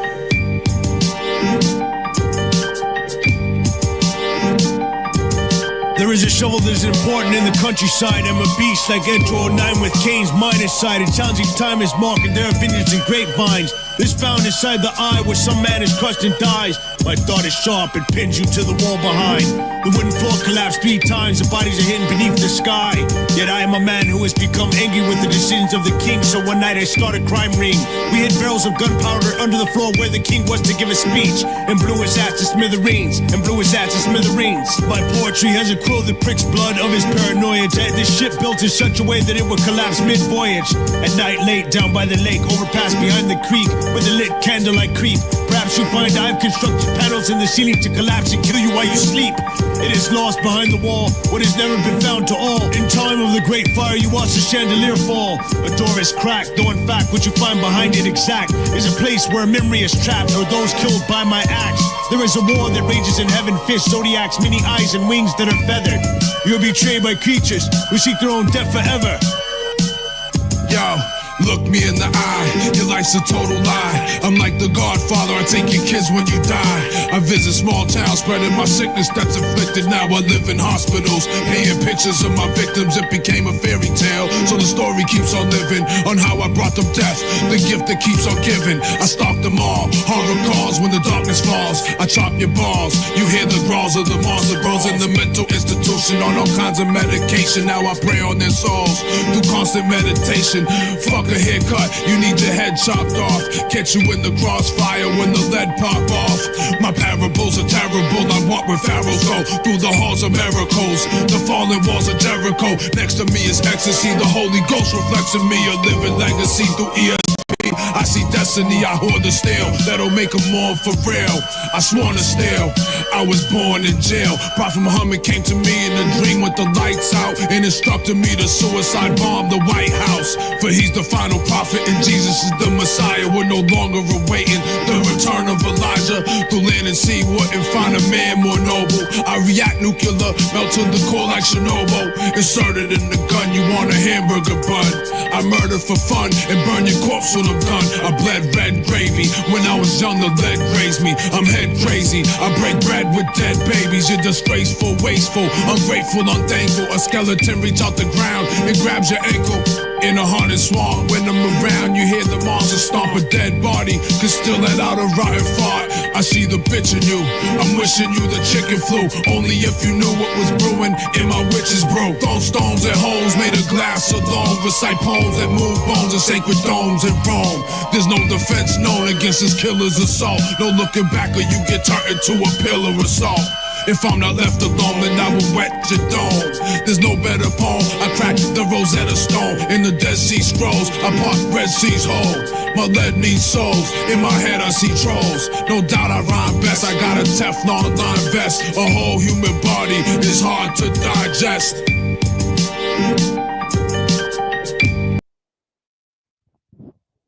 Okay, thank you guys. Blessings. Yeah, welcome. Blessings, guys. Hello. Yeah, I got kicked out. Yeah, it's no worries. That happens, especially a lot here. But yeah, you get censored and you get all sorts of stuff here. We also get people threatening us, all types of things. Oh, Fascinating. really? Oh yeah, we get death threats. We get people with. We got people telling me the ISI told them not to watch my show. the Pakistani secret services. You got people say all sorts of stuff. When did this happen? Oh I man, didn't hear about this. oh yeah, yeah. We get threatened. We get death threats. We get porn bombs. You know that's actually fairly regular. You know that people come up and they do things to mass report the channel. You know, so there's that sort of thing because we keep an open format here. Because I'm not interested in creating a drama stream or creating pseudo intellectual debates. You know, for clout chasers and grifting. I mean, right? That these people are involved in. You know, we're only here to have detached and abstract commentary on current events, you know, that we won't be getting paid to do. And so, you know, that is it. You know, that's the only conditions that apply to us. Not an organization, just one single person. You know, I'm creating this show with a $20 microphone, StreamYards, and also a screen recorder. So it is what it is. Right? Mm-hmm. Well, you're providing a platform where people can discuss these things. But yeah, because there's lots of people. I mean, we have a couple people. Bless you, madam. I hope you're okay. But yeah, we have a lot of you know, people out here, you know, that are you know, that are deplatformed elsewhere, you know, but they have lots to offer in terms of intellectual critiques of you know, issues that are going on. I think we sent one of them your way, Annapurna, right? Our Hindu friend. You know, yes. Yeah, so people like that are extremely capable of discussing certain issues, you know, but they're, I mean, obviously deplatformed, demonetized. You know, so we keep a few of them around, you know, for, you know, which is, you know, which we're blessed to find these people. They're holding a, you know, higher style of discussion, you know, because we simply talk about primary sources, usually philosophy and a few other things, and you know, and it's usually philosophy that's charged with commentary on either politics, theology, or technology. And then obviously we focus on technology and religion, science and spirituality, and sort of the you know, barriers between those things. Mm-hmm, mm-hmm. So it brings a lot in. Yes. Yes, and what you said about the dark triad and tetrad, um, and you were saying, you shouldn't call people names just because you don't like them, and Right. calling Lenin dark triad, tetrad. I mean, it's like I think we've all been accused of narcissism, and when I was younger, it was you'd be accused of being self-centered, and I guess before that we would just be accused of being selfish. But they have these sort of new words to make it seem even worse than it is. Of course, we're all capable of being thoughtless and selfish and self-regarding and conceited and maybe sometimes unprincipled. But to call it Machiavellianism, which is more sinister than just being sometimes a little unprincipled and psychopathy. I guess that's not really caring if the people we don't like get hurt. And sadism. I mean, yeah, the Germans have this term called Schadenfreude, don't they? So, I think the way they put it together is to demonize a person rather than being particularly helpful, really. Yeah, starting with I think Machiavelli is being thrown under the bus with this very term, because Machiavelli would have protested to any labeling of his philosophy or ideology. He's simply looking at practical methods. So for him to assume that he's promoting some type of ideology or methodology abroad, would be antithetical to his reasoning, to the reasoning that Machiavelli himself employs. Right. So I think the term Machiavellianism is literally a stale, just nothing burger. Right. And, what is like Machiavelli is just describing systems of power. Right. So to reduce Machiavelli to Machiavellianism when he rejects every single form of idealism is sort of just, is psychopathy in itself. Right. And then psychopathy, just being put on there. What does that even mean? I mean, I don't know what it means. I don't think a general person knows what it means. Well, it means psychopath, which means mass murderer or something like that. And But I then they think say, oh no, it doesn't mean that really. It means. But if I'm not generally mistaken, sociopath is a precise medical terminology, but psychopath is not. And I could be wrong about that, but I believe it to be the case. I mean. But yeah, psychopath. I wonder if there's actually psychopath in DSM-5, right? So this seems very strange terminology to employ, Well, I think a lot of these terms come with, not having a religion, because basically, if you don't have a religion, then it's like, well, anything is permitted as long as you get, if you don't get caught, right? Yeah, you were saying about Machiavelli. Actually, he was trying to be helpful to the prince, right? He wrote a book called The Prince, and he's saying, try and keep order, because if you don't keep order, a lot of innocent people will suffer if crimes don't get punished. Blah blah blah. I mean, he wasn't just saying, "Oh, just be evil and unprincipled for the sake of it." Yeah, it wasn't anything like that at all. He's just saying, well, things like, well, if you're going to make enemies, make sure you are in a position to destroy them completely, or make sure that they can't hurt you. It's like kind of practical advice, and he wasn't being evil for the sake of being evil.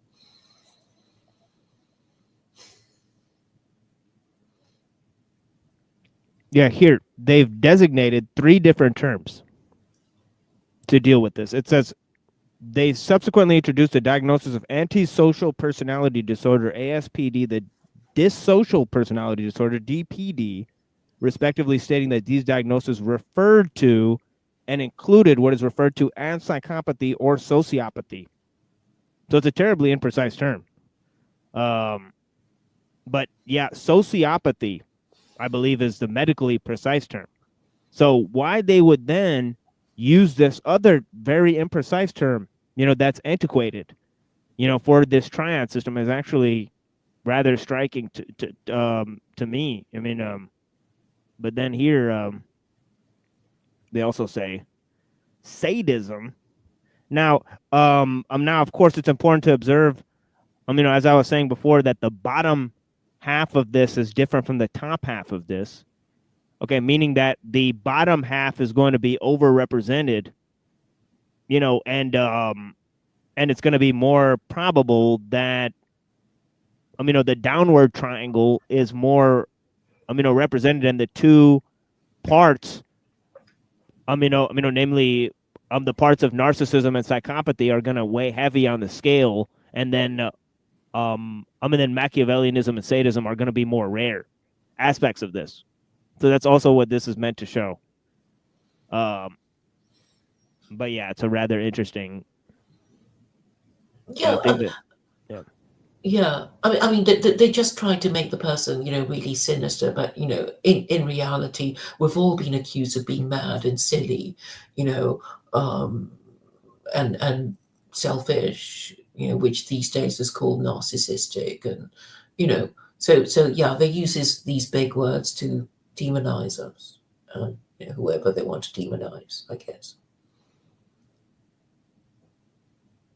Yeah, so he's saying that it's going to be 5% of the population that has these characteristics, and I guess they're going to tend to be, the more powerful people in the society. I don't know. Well, I guess if they're really powerful, they get away with the, with their psychopathy, Right, their right. sadism, their Machiavellianism, and their narcissism. Yeah. Right. So that seems to be what he's referring to here. Yeah, I mean, sociopathy just means lacking in empathy, right? I think that's, and I think we've all been accused of that, being selfish and thoughtless and not caring about the feelings of others, Yeah, I think it has something to do with some form of emotional numbness or something like that.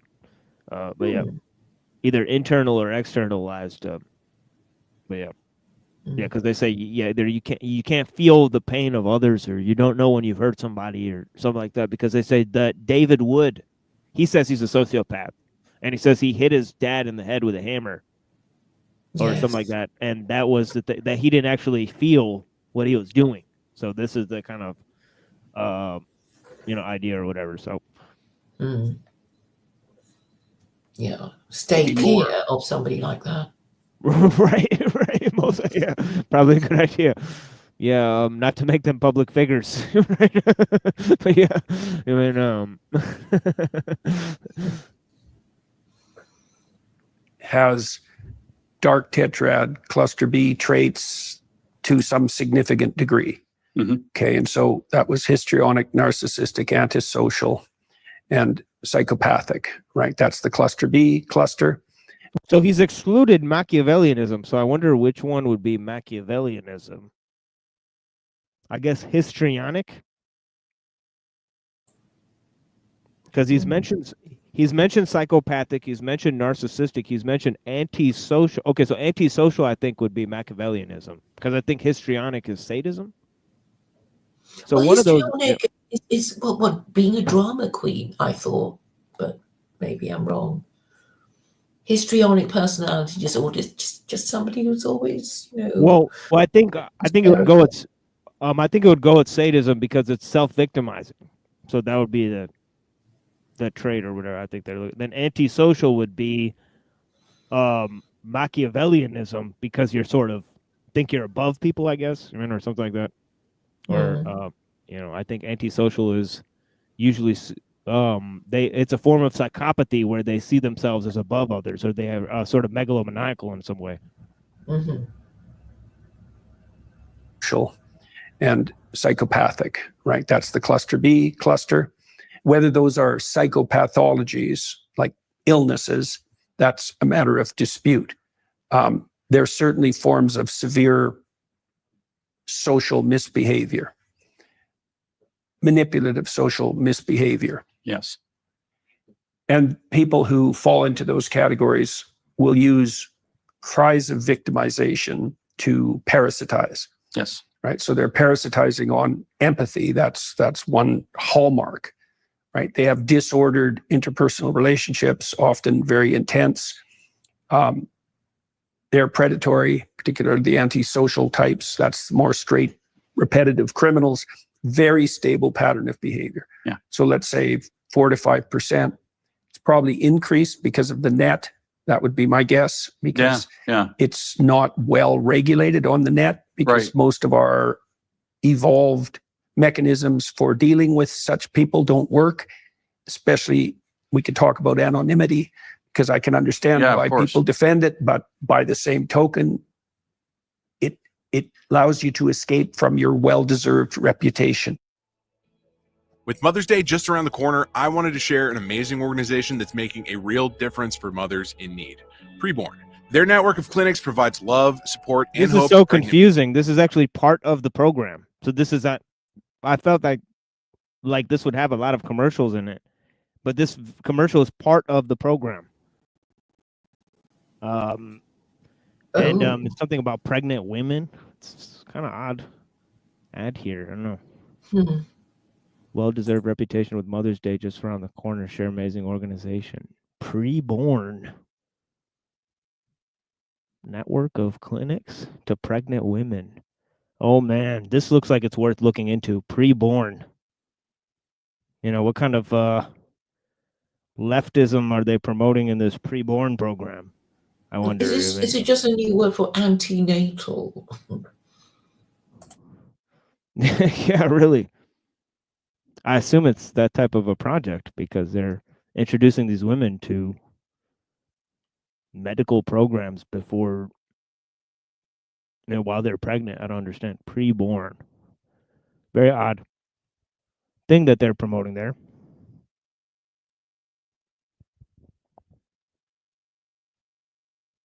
Ago, by the way, you said that one of the features, you got in trouble for this, and you were right, of course, but you said one of the features of our moment was that there's male aggression and female aggression that express themselves differently. Yeah. And male aggression, I don't know if you use this terminology, but I think it's something to this effect, doesn't upload very well. Yeah. You can't punch somebody in the nose through the screen. Yeah. But female aggression, the social aggression, uploads very well. But what it turns out is I mean, females are part of the mass conscience. So this is the problem, is that when you expose females to technology, they become part of a public conversation. So they shouldn't be allowed online. Obviously, they shouldn't be allowed into social spaces. The social spaces should be, time for men to address the problems in society, and procure value systems, right? And obviously women can have their sewing circles, right, or whatever, right? But this type of thing, that women are disproportionately part of the social dialogue because of the technology, and because they're sitting at home and all these boomer grandmas are online, and they're curating these chats and these shows, and because they have time and energy and resources, especially the white women, right? So I mean, these spaces that are curated by these white ladies, I mean,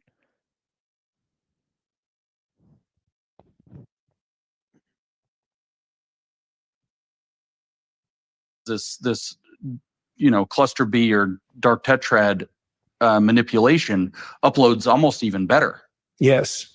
You can have 50 accounts. You can, switch from one to the other. You can create entire false environments that your targets have to engage in. It's particularly true because it's literally cost-free. Yeah. Right. So you might imagine that any storehouse of value is likely to be parasitized to the degree that you can invade it for no cost. Yeah, that's totally right. Okay, so this is what I think happened to the universities, right? Is that they're whale carcasses, and they've been invaded by parasites. And the whale carcass idea is a very old one. It's a huge storehouse of value, right? So since World War II, the West was on a pretty productive trajectory, and we generated massive storehouses of value in many, many places.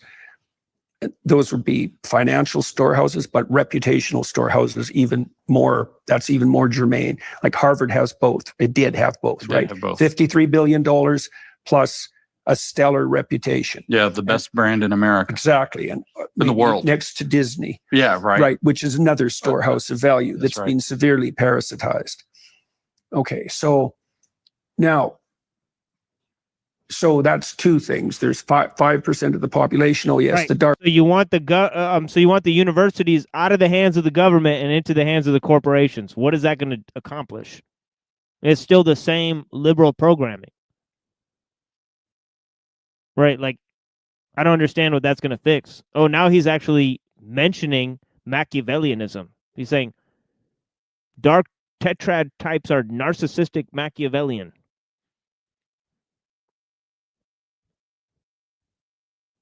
Okay, so, I mean, this term is, I mean, I can't overstress the problem with this term Machiavellian. All right, this is the stupidest thing, to call somebody Machiavellian. Right, it's the dumbest thing. I mean, what would Machiavelli think of this? Right, see, this is what I'm saying. You're conflating idealism with Machiavellianism. That's the first problem in this term. It's okay. We got the homie here. Blessings.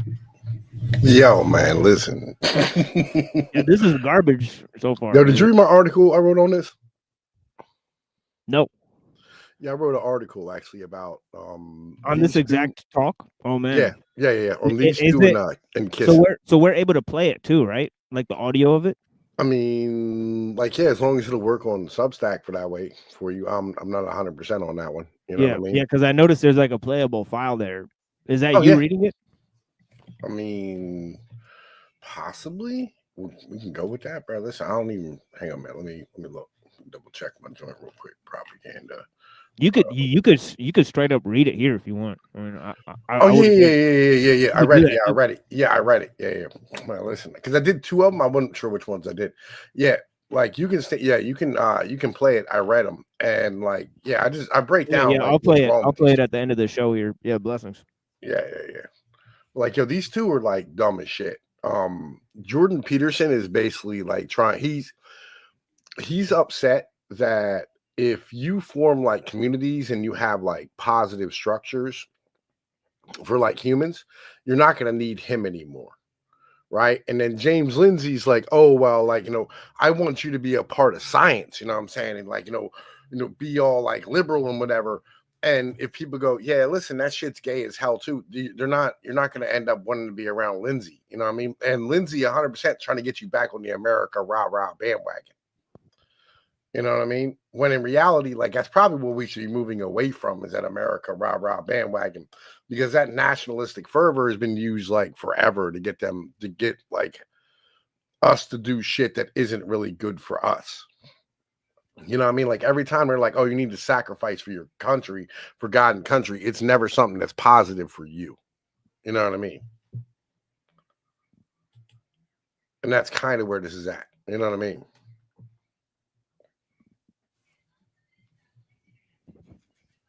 Yeah, I mean, bro, he do got a point. I got a few veteran friends who would agree with that.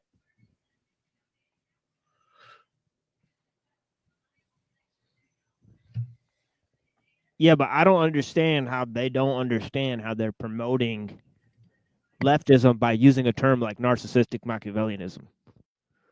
You know what I mean? Right? Like, what? Yo, because they're leftist. Right. It's like, do you not see yourself? I mean, it's kind of really strange here. It's a strange move. Well, remember, like, yo, I put this at I think the end of the article, right? You have to remember that, like, these guys here, classical liberals, are just basically libertarians with less pedophilia.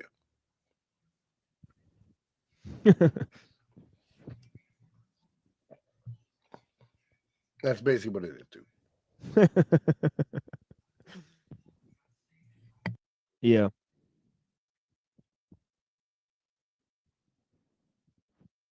Yeah, but I don't know if you've seen this. Did you watch this entire thing? Nah, man, listen, I would not. Bro, come on, home. Like, listen, if I wanted, you know what I'm saying, to like, harm myself, I have much That's what I'm better doing. ways. I'm actually You gonna know what I'm watch this saying? entire thing. I'm gonna watch this entire thing. Yo, did you see James Lindsay lose his mind with like the star, like Saint Michael and like all of his crazy ass shit that he did? No. What was it? What's this? Bro, listen. Like, yo, hold up. I gotta find it. I gotta find it, Joan, real quick. Did he cook himself recently with some other antics? Yeah, I don't even know how to explain it, right? Like, I'll be real with you because like it doesn't make any sense to me. You know what I mean? All right, hold up. All right, so like James Lindsay basically like he went on Twitter and you know how like he breaks down like Marxism or whatever the fuck it is? Right.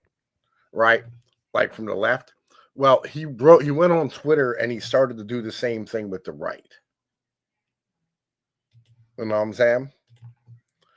And so like I had to show you. It's one of those like show don't tell type of things. I'm just gonna pull it up on my joint, bro. Like, so you can see exactly what the fuck I'm talking about.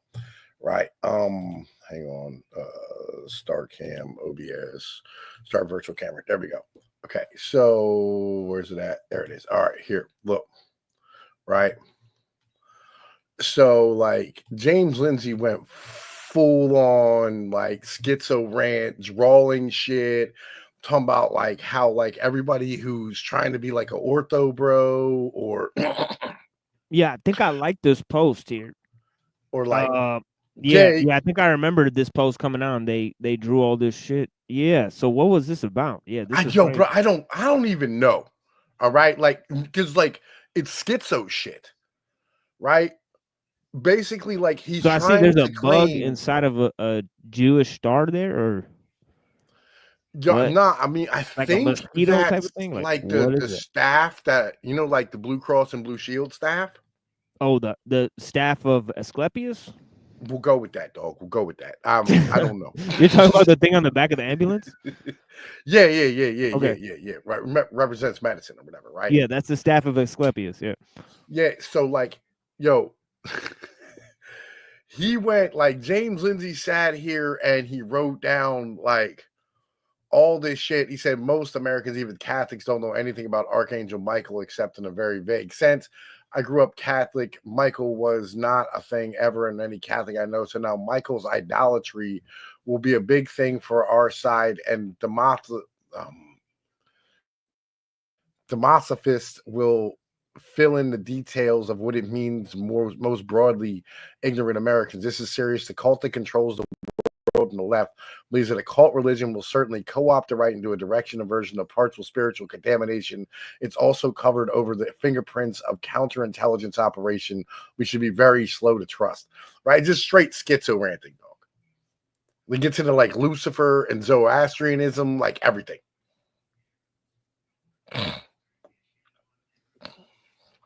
Well, this is the thing: is that some people can get away with it. Like for example, Jason Reza Giorgiani.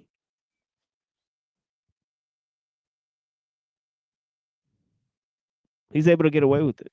I don't know who he is. Oh man, you got to look him up and tell me what you think.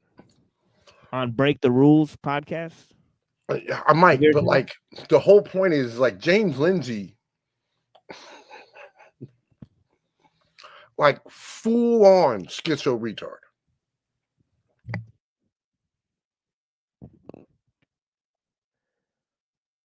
Right? Like 100% just went full fucking schizo retard. yeah, but this is the problem though. Everybody's a schizo, but nobody it's poison in the well by offering up this term because he's calling everybody the same thing. He just said schizo. So they're using schizo and everybody's using schizo. So everybody's pathologizing everybody. And I think that is that's the end of discourse. It's poison in the well. It's a definition of poisoning the well. Right? because there's nowhere to go from there, right? Yeah, I mean, it's like either we all go to the mental hospital together or what, right? Yeah, he's 100%, you know what I mean, like just off his rocker. You know what I mean? Like, listen, bro, hold up. Listen, here's what I said. Here's what I said, bro, about James Lindsay. Okay. James Lindsay's an atheist. He's also the last of the atheists left. There used to be a group called the Skeptic Community on YouTube. They were really big back in 2018 and 2019 during the whole Gamergate thing. These guys were an introduction to the culture war for normies. The normies who are being introduced to the subject for the first time will be impressed with their polished production quality and feel like the new terms they were learning made them experts on these subjects. The viewers were made to feel like they were discovering some deep hermetic knowledge that they could share with people around the water cooler. James Lindsay made a documentary about how he wrote fake studies, published fake papers, and got them printed in academic journals. He used all the academic jargon of post-constructive, post-grad gender study majors with a minor in underwater lesbian basket weaving, interpretive dance while doing so. The right praised him for exposing the unscientific peer review process of academia. This ultimately led him to becoming a darling of libertarian college-educated white men. Here was a physicist basically trolling the entire system with scientific precision. The problem was that those 20-something libertarians soon started growing and getting married and having children. The libertine lifestyle seems great until you see your parents have a cancer scare or go with your mother to a chemo treatment and have to help her to the bathroom after. All of a sudden, you see that one day you may need family and a culture and a family and a culture that promotes such things. This is antithetical to the me ideology of libertarianism. You start thinking about how to promote people to care about each other, keep a community engaged, and have moral expectation of family members. You see a giant cross on the highway and realize, oh yeah, we got religion. So the young men become Catholic or Orthodox and start caring about people and nation and not the state. Guys like James Lindsay start feeling a cold streak running up their spines. He realizes, oh no, what if they stop caring about me and my ability to point out how the left is wrong? What if the people all of a sudden just want to be married and tell academia to fuck off because they had the numbers and I'm shut out because I'm an atheist? They scream, you woke rightist, you're all Satan. You're worshiping a false god. Hey, you get back here and worship this flag right now. The government and academia are the only way to be a real human. Your worth is only based on your pedigree degree from a higher education institution. Hey, this institution didn't give you permission to leave. Get back on the plantation, slave. Right? And that's basically James Lindsay in a fucking nutshell.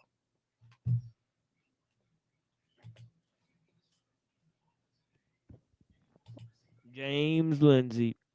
Yeah, and also he's got another boy named Peter Boghossian. Yeah, thank you, Claire, for joining. I don't know if she fell out again or if she actually left, but yeah, thank you so much for joining. Greatly appreciate you being here. But yeah, you know what I mean? I'm not gonna watch it all today, but I'm eventually gonna watch it all. And then I got another debate that's also painful on the woke right thing. So we're gonna look at two different perspectives on this whole thing. But yeah, obviously, I mentioned you in the beginning of this because you said the systems neatest trick applies to the right wing now. Yep. So yeah, definitely on that tip as well. So yeah, but that's a mentality. Yeah.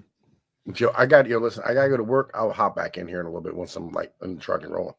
Yeah, for sure. Yeah, for sure. Peace, man. Yeah. Yeah, I'm gonna be gone pretty soon, folks. So I'm only gonna watch like 2 more minutes of this right now, and then I'm gonna read some Nietzsche and look at some work by Julius Evola, and then I'll close this out.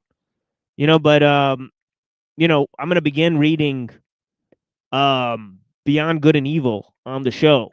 So we'll read Beyond Good and Evil on this alternative channel here, right? Cyber Caliphate.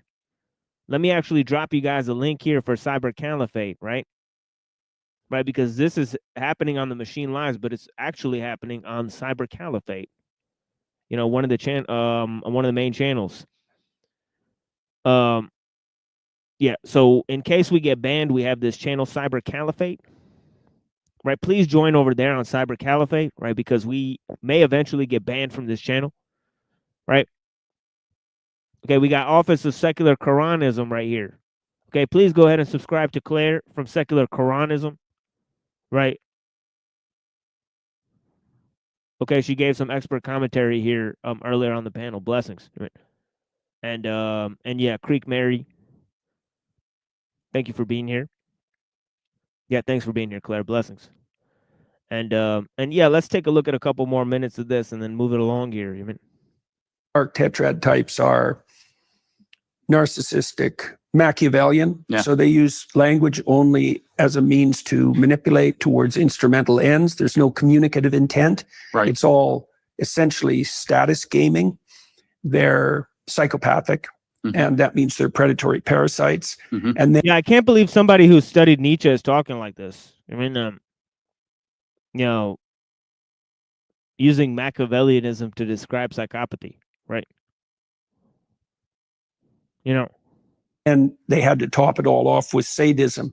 And I think that's what changed the dark triad to the dark tetrad. I think the reason for that is that if you have a dark triad orientation towards the world and the world turns against you, it makes you so angry because you're rejected and yeah. Well, libertinism comes from Sabbateanism, right?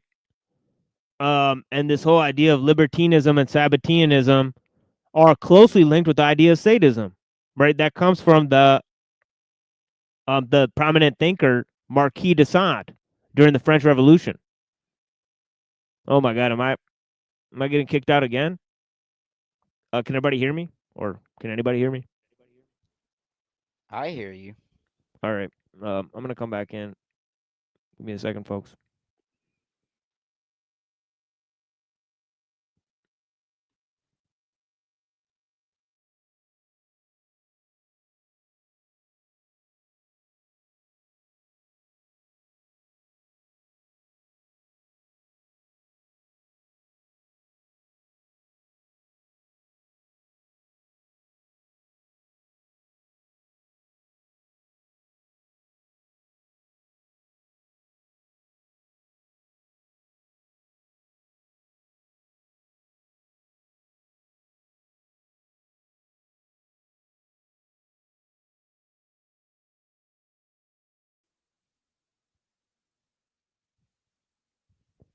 All right, there we go.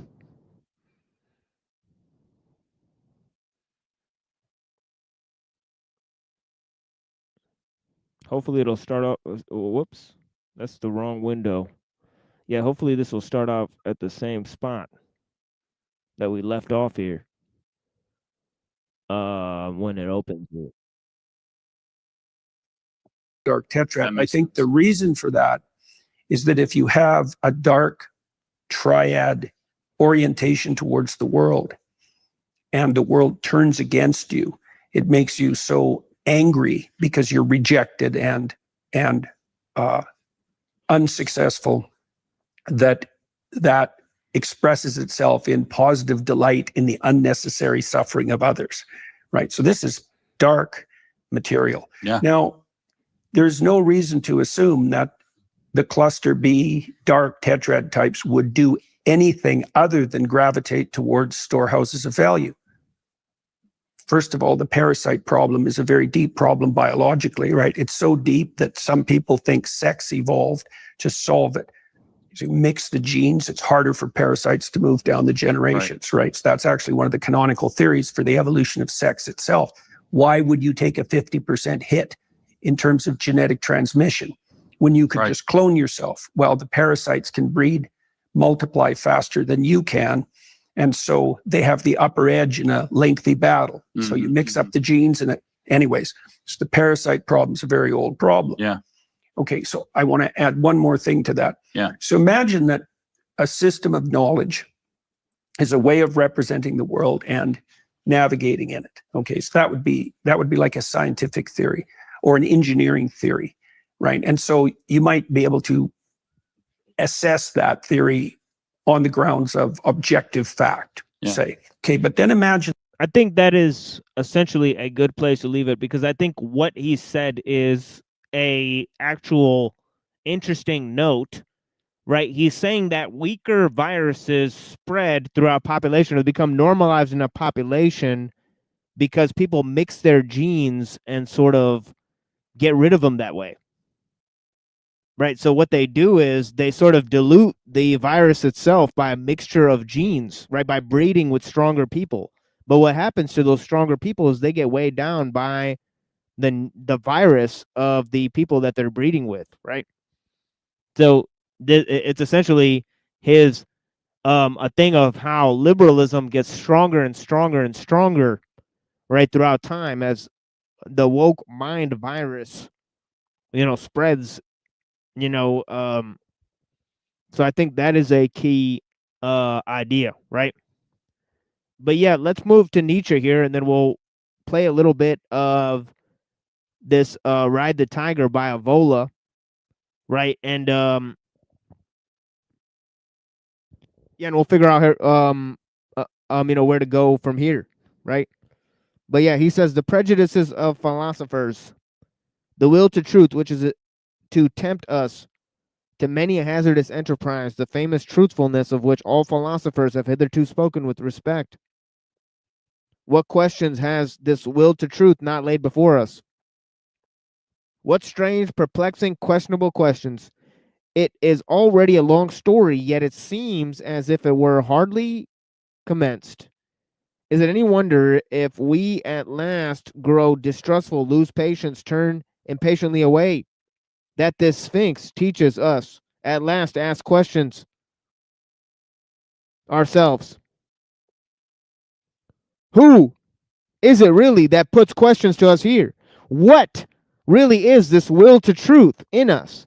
In fact, we made a long halt at the question as to the origin of this will, until at last we came to an absolute standstill before a yet more fundamental question.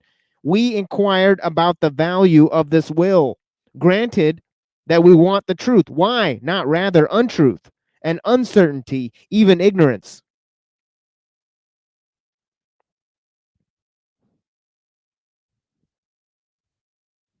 The problem of the value of truth presented itself before us. Or was it we who presented ourselves with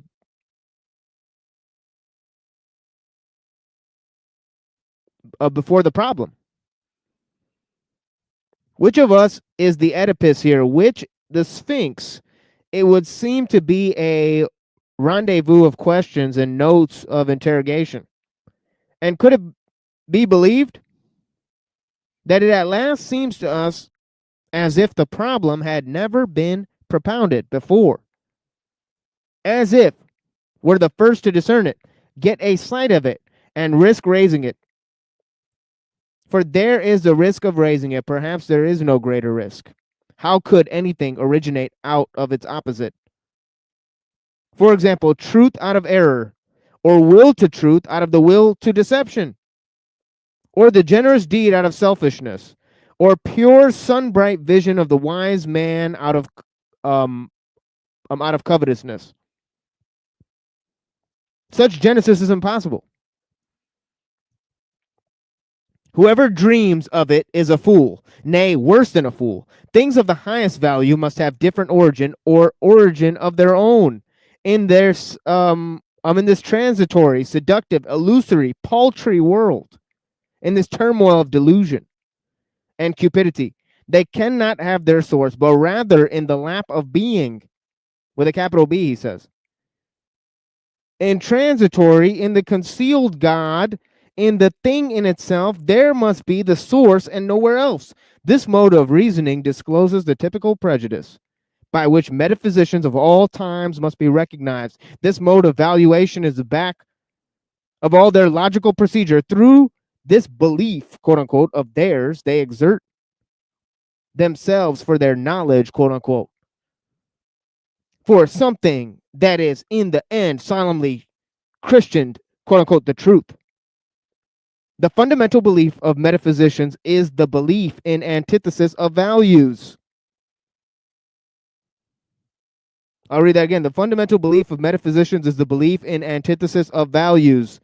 It never occurred even to the wariest of them to doubt here on the very threshold, where doubt, however, was most necessary. Though they had made a solemn vow, de omnibus dubitandum. I don't know what that means. De omnibus dubitandum. Let's look it up. A Latin term. De omnibus dubitantem. We're here reading Beyond Good and Evil by Nietzsche. De omnibus dubitantem est is a book written by, wait, what? Oh, it means everything must be doubted.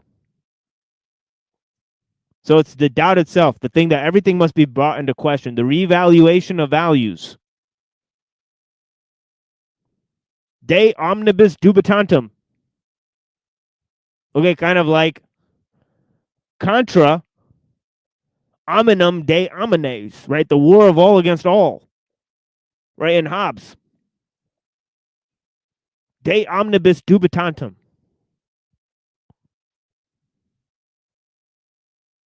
Right? The seat of skepticism itself, right?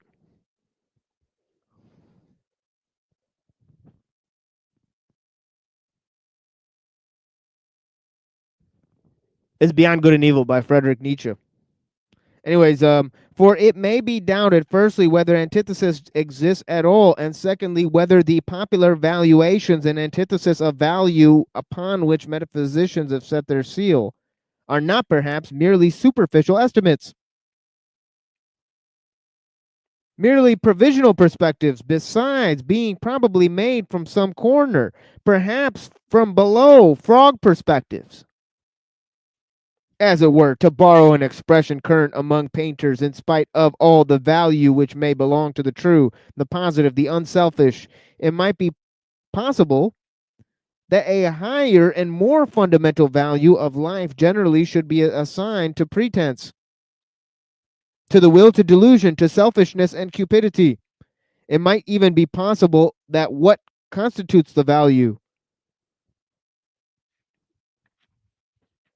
of those good and respected things consists precisely in their being insidiously related, knotted, and crocheted to these evil and apparently opposed things, perhaps even in being essentially identical with them, perhaps. But who wishes to concern himself with such dangerous perhapses? For that investigation must await the advent of a new order of philosophers, such as will have other tastes and inclinations, the reverse of those hitherto prevalent philosophers of the dangerous, perhaps, quote unquote, in every sense of the term. As to speak in all seriousness, I see such new philosophers beginning to appear. Section 3, having kept a sharp eye on philosophers, and having read between the lines long enough, I now say to myself that the greater part of conscious thinking must be counted among the instinctive functions. And it is so even in the case of philosophical thinking. One has here to learn anew, as one learned anew about hereditary and innateness. As little as the act of birth comes into consideration in the whole process and procedure of heredity, just as little is, quote unquote, being conscious opposed to the instinctive in any decisive sense. The greater part of the conscious thinking of a philosopher is secretly influenced by his instincts and forced into definite channels, and behind all logic and its seeming sovereignty of movement, there are valuations, or to speak more plainly, physiological demands for the maintenance of a definite mode of life. For example, that the certain is worth more than the uncertain, that illusion is less valuable than truth. Such valuations, in spite of their regulative importance for us, might notwithstanding be only superficial valuations, special kinds of nacery, such as may be necessary for the maintenance of beings such as ourselves. Supposing in effect that man is not just the measure of all things,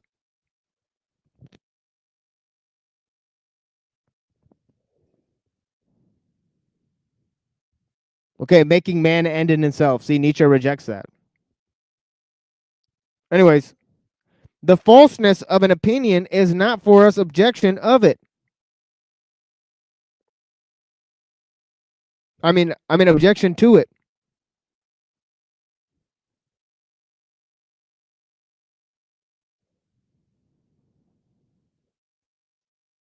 Perhaps that our new language sounds most strangely. The question is how far an opinion is life-furthering, life-preserving, species-preserving, perhaps species-rearing. And we are fundamentally inclined to maintain that the falsest opinions, to which synthetic judgments a priori belong,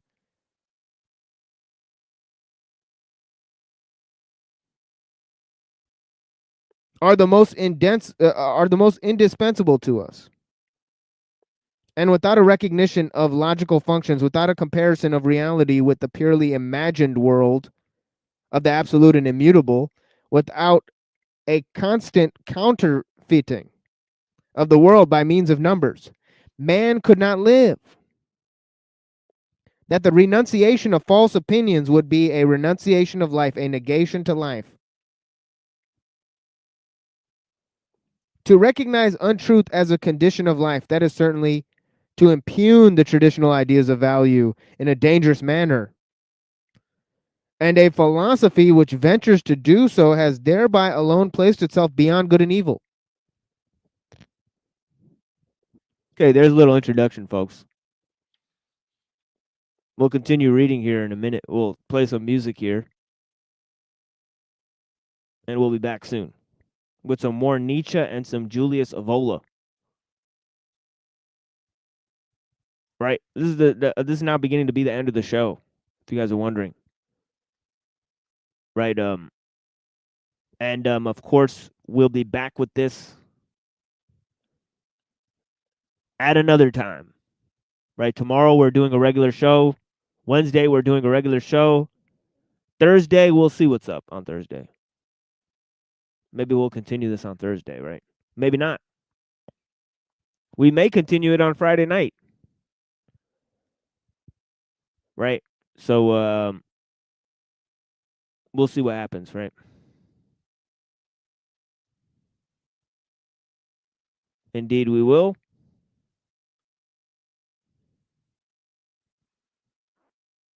But yeah.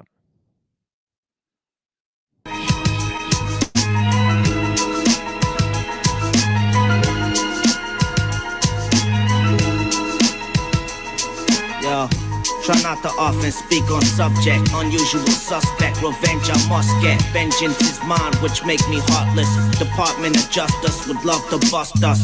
Bang hard, get jacked by gang squad, so we keep it on the low, make us untouchable.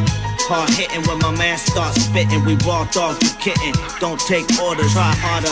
Cause I got friends that's down for murder. Roll deep, walking restaurant, pull you out your seat. Take you out back, crack back till task complete. Beat to death, assassins disguised as waiters. Mad Child, Darth Vader in the Cape Crusader. Top that, Barracuda, Black Panther and Bobcat. Anger management and unlimited guns. Natural born killers are the primitive ones. Cause the spots is hot. A lot of shots bust, but I can't get got. And niggas wanna pop up, forget me not. Yo, I bust 2 shots, so y'all can't stop falling members. Yo, duck down, I buck down, I don't give a fuck now. What's up now? The rock sound, I'm up in the club now. Touchdown, I bust down rocks with my rough style. Run around and fuck around, get lost in my fun house. Any member, I dismember. Remember, bright as fuck, yo, would be the gun expert. Your head trick, my network thick like double deckers. Enter surrender raps are like swollen members. Full band fenders, send bullets through contenders. Tempers red hot like Red Fox fucking with Esther. Deck the St. Jock, I alone like Sylvester. Funk molester, impress all semester. Aggressor, protector, successor, sub forever. Uncle Fester, cut back the Winchester.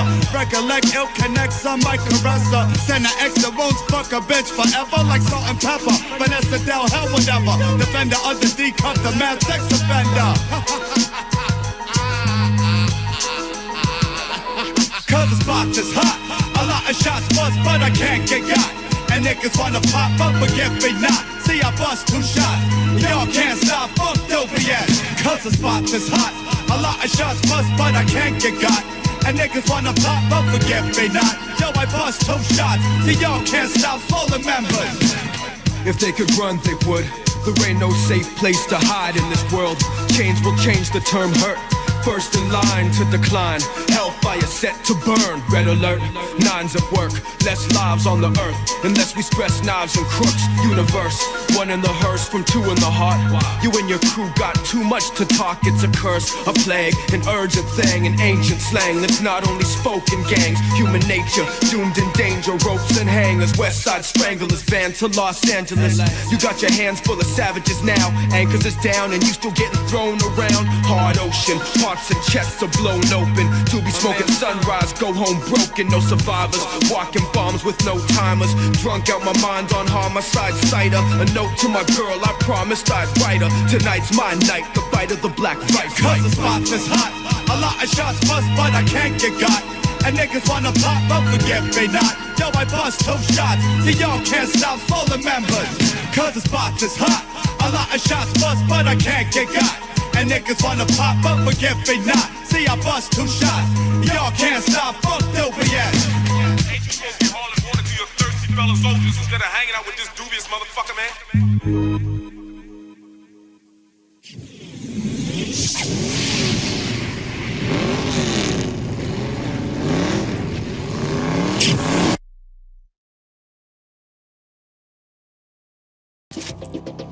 Threat hunting is proactive.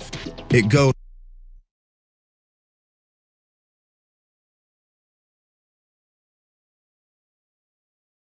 on the offense. It doesn't wait for alerts or red flags. Instead, threat hunting seeks out cyber threats. Most defense in the cyber world focuses on the after impact.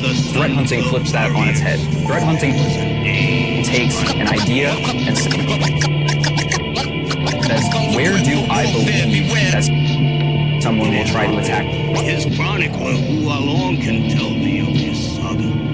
Let me tell you of the days of high adventure. It's the one-man army, General Subliminal, flying through the sky, ready for war with syllables. Literary, military, top secret mission, you ain't seen nothing yet. It's like a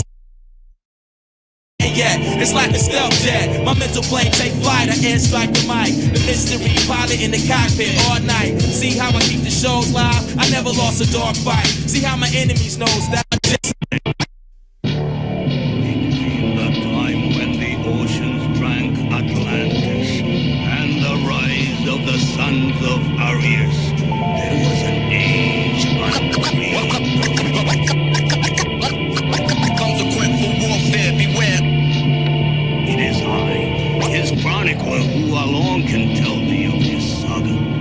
Let me tell you of the days of high adventure.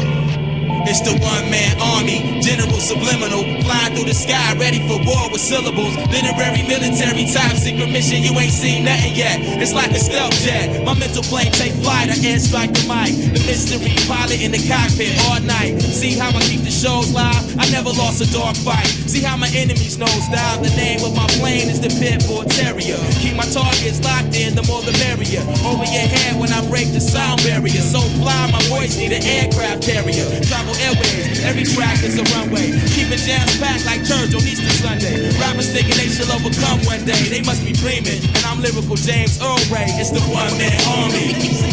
You can put your whole army against my team. You can put your whole army against my team. I'm on a mission that niggas say is impossible. I'm on a mission that niggas say is impossible. It's the one-man army, General Subliminal, march across land, ready for war with syllables. Literary, military, top secret mission, you ain't seen nothing yet. I roll up on your set with speed, moving like a German blitzkrieg. MCs be like Chuck Norris coming to get these rhymes. I got what they missing, an action. Stand at attention, military fashion, and listen to the rapper Rambo, the mic commando. Fully equipped, I write rhymes for extra ammo. Too much to handle, you had a nerve to try to grab the mic. That's like her trying to fight hacker. I'm too marvelous.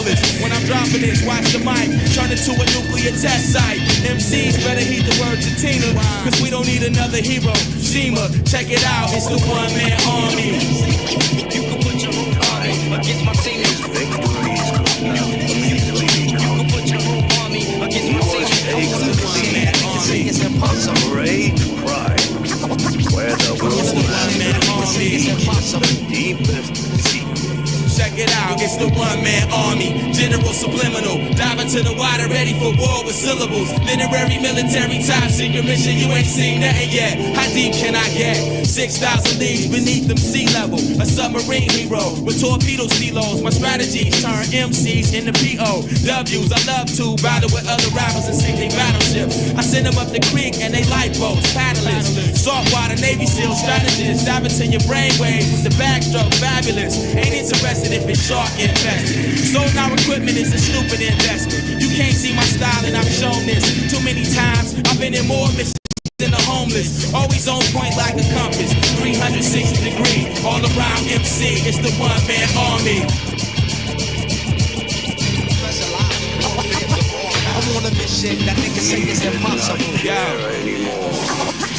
I'm on a mission that niggas say is impossible. The same. It's the one-man army. Only that the crowd would be there to greet him with howls of lust and fury. Army, general subliminal, flying through the sky, ready for war with syllables. One-man army, general subliminal, march across land, ready for war with syllables. One-man army, general subliminal, dive into the water, ready for war with syllables. Literary, military, top secret mission, you ain't seen nothing yet. I roll up on your set with speed, moving like a German blitzkrieg. One-man army in the place to be, whether flying through the sky, on the land or sea. Yo, it's the one-man army on a mission. Yo, it's the one-man army on a mission. Yo, it's the one-man army on a mission. Yeah, specialized in warfares of all kind. Yeah. It's the one-man army, general subliminal. One-man army, general subliminal. One-man army.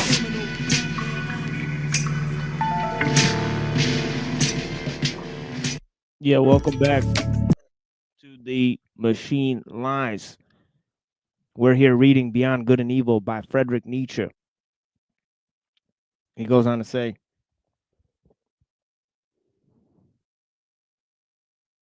that which causes philosophers to be regarded half distrustingly and half mockingly is not the oft-repeated discovery how innocent they are, how often easily they make mistakes and lose their way, in short, how childish and childlike they are, but that there is not enough honest dealing with them, whereas all raise a loud and virtuous outcry when the problem of truthfulness is even hinted at in the remotest manner. They all pose as though their real opinions had been discovered and attained through the self-evolving of a cold, pure, divinely indifferent dialectic. In contrast to all sorts of mystics who fairer and foolisher talk of inspiration, quote unquote. Whereas in fact a prejudiced proposition, idea, or suggestion, quote unquote, which is generally their heart's desire, abstracted and refined, is defended by them with arguments sought out after the event. Let me read that again.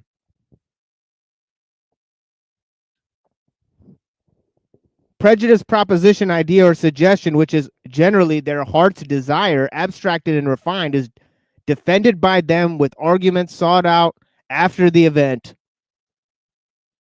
They are all advocates who do not wish to be regarded as such, generally astute defenders, also of their prejudices, which they dub truths, quote unquote, and very far from having the conscience which bravely admits this to itself, very far from having the good taste of the courage which goes so far as to let this be understood, perhaps to warn friend or foe or in cheerful confidence and self-ridicule, the spectacle or the turtuffery of old Kant, equally stiff and decent, with which he entices us into the dialectic by ways that lead more correctly mislead to his categorical imperative, quote unquote, makes us fastidious one smile. We who find no small amusement in spying out the subtle tricks of old moralists and ethical preachers, or still more so the hocus pocus in mathematical form, by means of which Spinoza has, as it were, clad in philosophy in mail and mask, in fact, his love of his wisdom, to translate the term fairly and squarely in order thereby to strike terror at once into the heart of the assailant who should dare to cast a glance on which invincible maiden, the Pallas Athena? How much of personal timidity and vulnerability does this masquerade of a sickly recluse betray?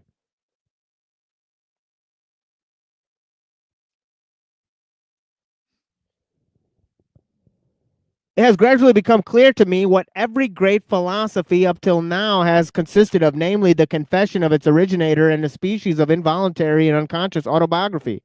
And moreover, that the moral or immoral purpose in every philosophy has constituted the true viral germ, out of which has the entire plant has always grown. Indeed, to understand how the abstrusest, metaphysical assertions of a philosopher have been arrived at, it is always well and wise to ask oneself, what morality do they or does he aim at? Accordingly, I do not believe that an impulse to knowledge, quote unquote, is a father of philosophy, but that another impulse, here as elsewhere, has only made use of knowledge and mistaken knowledge as an instrument. But whoever considers the fundamental impulsing of man with a view to determining how far they may have been here acted as inspiring genii or demons and kobolds will find that they have all practiced philosophy at one time or another, and that each one of them would have been only too glad to look upon oneself as the ultimate end of existence and the legitimate lord over all the other impulses, for every impulse is imperious, and as such attempts to philosophize.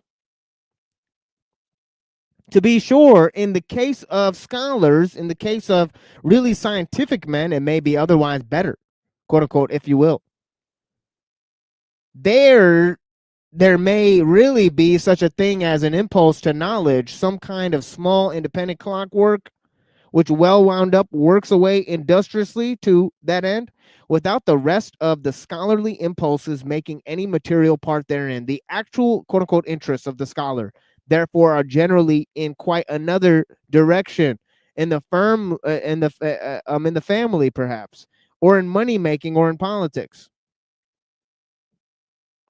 It is, in fact, almost indifferent at what point of research has little machine his little machine is placed.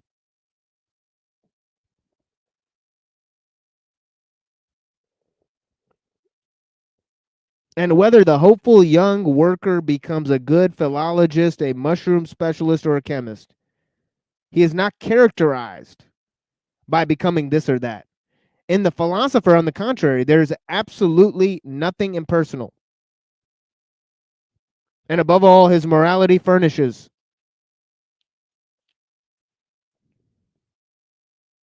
decided and decisive testimony as who he is. That is to say, in what order the deepest impulses of his nature stand to each other. How malicious philosophers can be. I know of nothing more stinging than the joke Epicurus took the liberty of making on Plato and the Platonist. He called them Dionysiacs.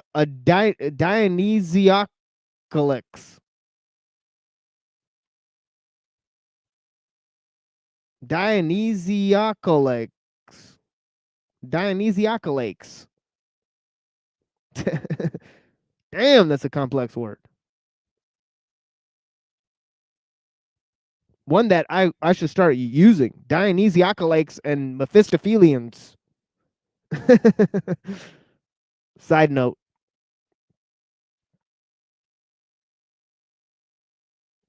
In its original sense and on the face of it, the word signifies flatterers of Dionysus.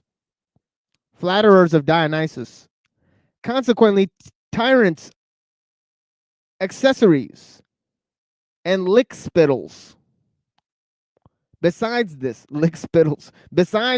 however, it is much as to say they are all actors. There's nothing genuine about them. Dionysiacal was a popular name for an actor.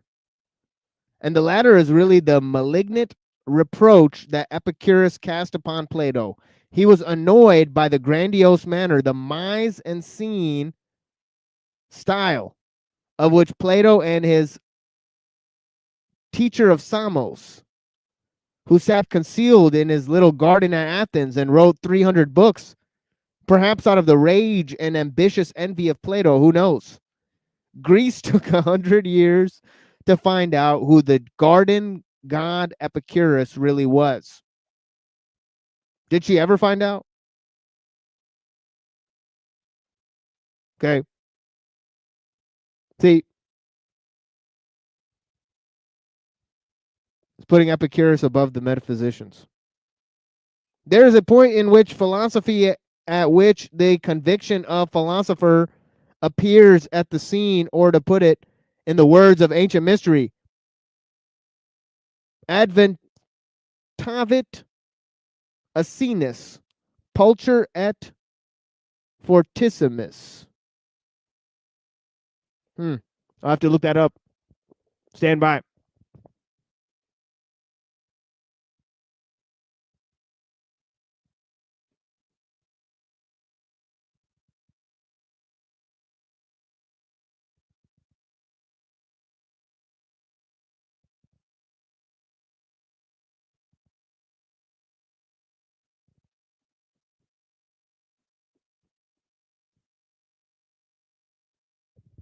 Okay, here it is. Adventavit asinus pulcher et feastavit is a medieval Christian feast observed on 14th January, celebrating the flight into Egypt.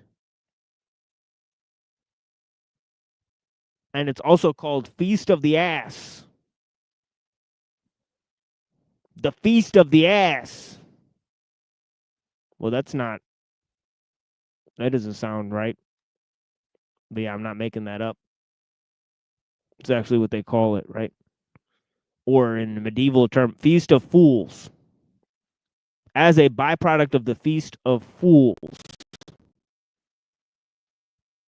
Festival of Fools was a feast day on January 1st, celebrated by the clergy of Europe during the Middle Ages. Huh.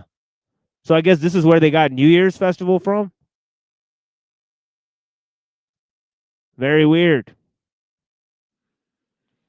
Anyways.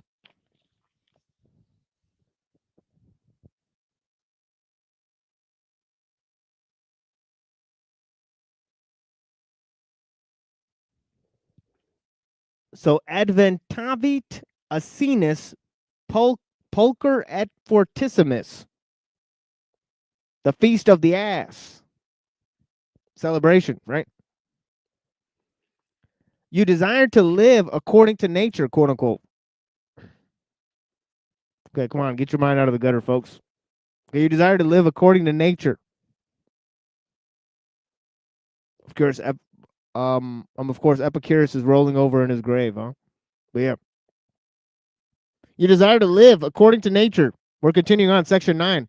Oh, you noble Stoics, what a fraud of words. Imagine to yourself a being like nature, boundless, extravagant, boundlessly indifferent, without purpose or consideration, without pity or justice,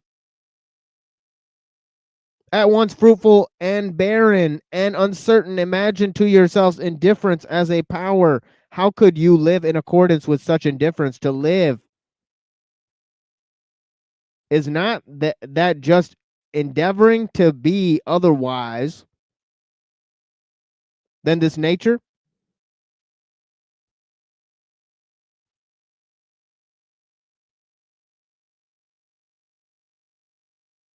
To live is not that just endeavoring to be otherwise to this nature? Is not living, valuing, preferring, being unjust, being limited, endeavoring to be different? And granted that your imperative, quote unquote, living according to nature means actually the same as living according to life, quote unquote. How could you do differently? What should you make a principle out of what you yourselves are and must be? In reality, however, it is quite otherwise with you. While you pretend to read with rapture the canon of your law and nature, you want something quite the contrary. You extraordinary stage players and self-deluders. In your pride, you wish to dictate your morals and ideals to nature herself, and to incorporate them therein. You insist that it shall be nature according to the Stoa,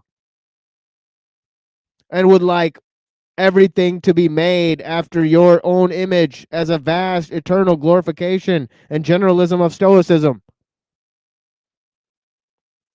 With all your love for truth, you have forced yourself so long, so persistently, and with such hypnotic rigidity to see nature falsely.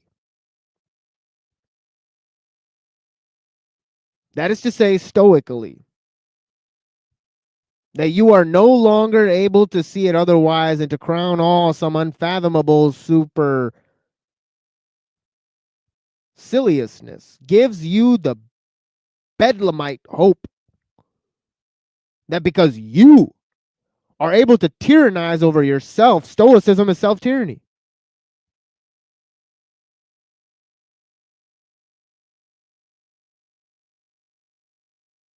Nature will also allow herself to be tyrannized over. Is not the Stoic part of nature? For this is an old and everlasting story. What happened in old times with the Stoics still happens today. As soon as ever a philosophy begins to believe in itself, it always creates the world in its own image. It cannot do otherwise. Philosophy is this tyrannical impulse itself. Philosophy is this tyrannical impulse itself. The most spiritual will to power, the will to quote unquote creation of the world, the will to causa prima.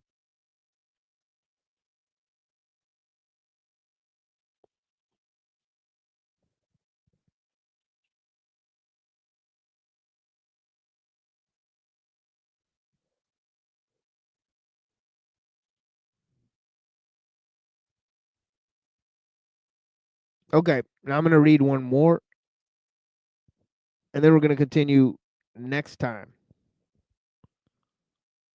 The eagerness and subtlety, I should even say craftiness, with the problem of the real and apparent world. We're on section 10.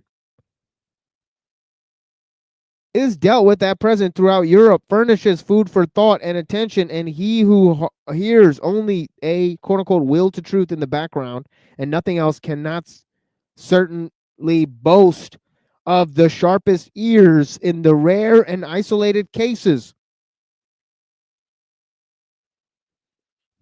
It may really have happened that such a will to truth, a certain extravagant and adventurous pluck, a metaphysician's ambition of the forlorn hope has participated therein, and which in the end always prefers a handful of certainty, quote unquote, to a whole cartload of beautiful possibilities. There may even be puritanical fanatics of conscience who prefer to put their trust in a sure nothing rather than in an uncertain something. But that is nihilism, and the sign of despairing, morally wearied soul, notwithstanding the courageous bearing such a virtue may display. It seems, however, to be otherwise, with stronger and livelier thinkers who are still eager for life, in that they side against appearance and speak superciliously of perspective, quote unquote, in that they rank the credibility of their own bodies about as low as the credibility of the ocular evidence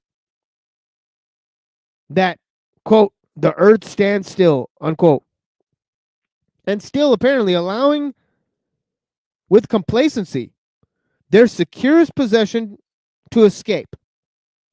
For what does one at present believe in more firmly than one's body?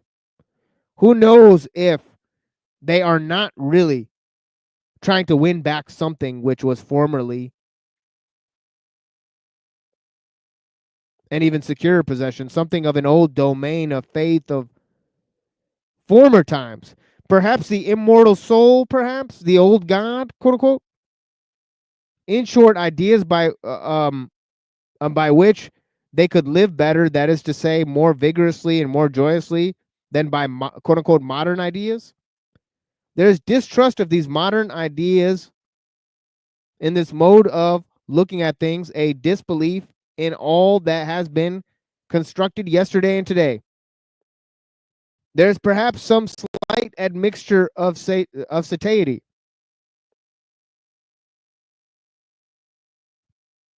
And scorn, which can no longer endure the bric-a-brac of ideas in the most varied origin, such as so-called positivism at present throws on the market a disgust of the more refined taste.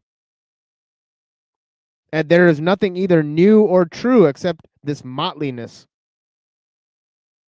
Therein, it seems to me, of the present day, their instinct which repels them from modern reality is unrefuted.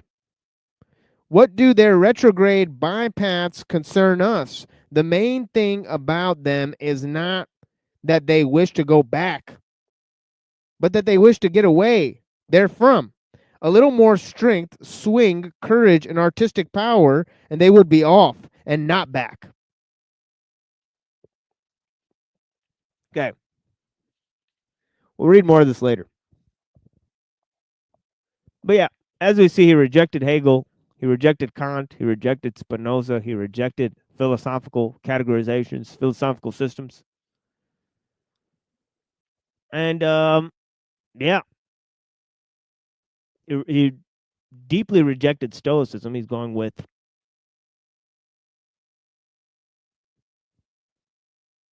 Epicurus.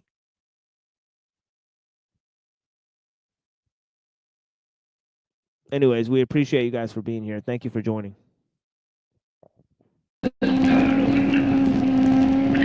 Oh wait, hold on. I actually had another thing. I had Julius Evola too. Hold on, let me play that. Play 10 minutes of that before I forget. Sorry about that, guys. I feel they're probably wondering, I thought he was going to go on to Julius Evola. Or maybe nobody's paying attention. Who knows?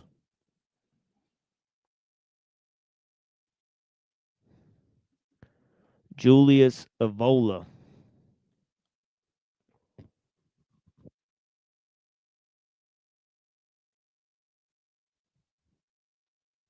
I think what he says here is pretty interesting.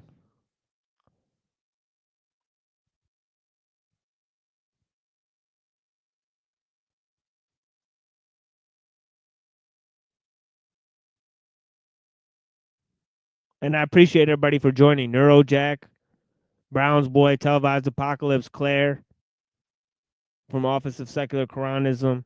Okay, all you guys, I greatly appreciate it. Thank you.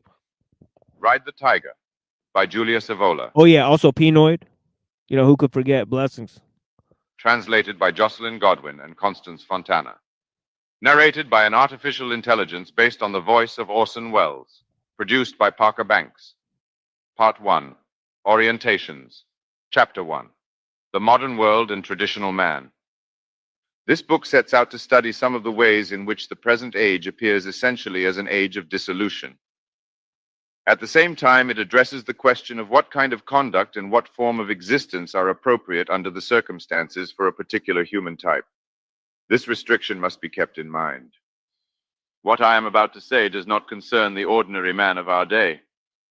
On the contrary, I have in mind the man who finds himself involved in today's world, even at its most problematic and paroxysmal points. Yet he does not belong inwardly to such a world, nor will he give in to it. He feels himself, in essence, as belonging to a different race from that of the overwhelming majority of his contemporaries.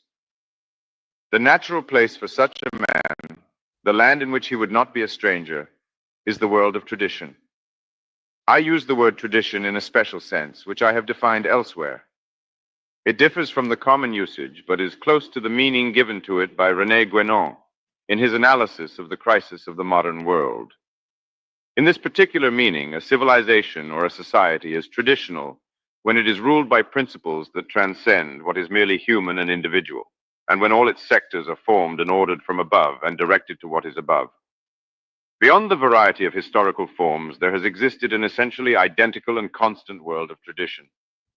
I've sought elsewhere to define its values and main categories, which are the basis for any civilization, society, or ordering of existence that calls itself normal in a higher sense, and is endowed with real significance.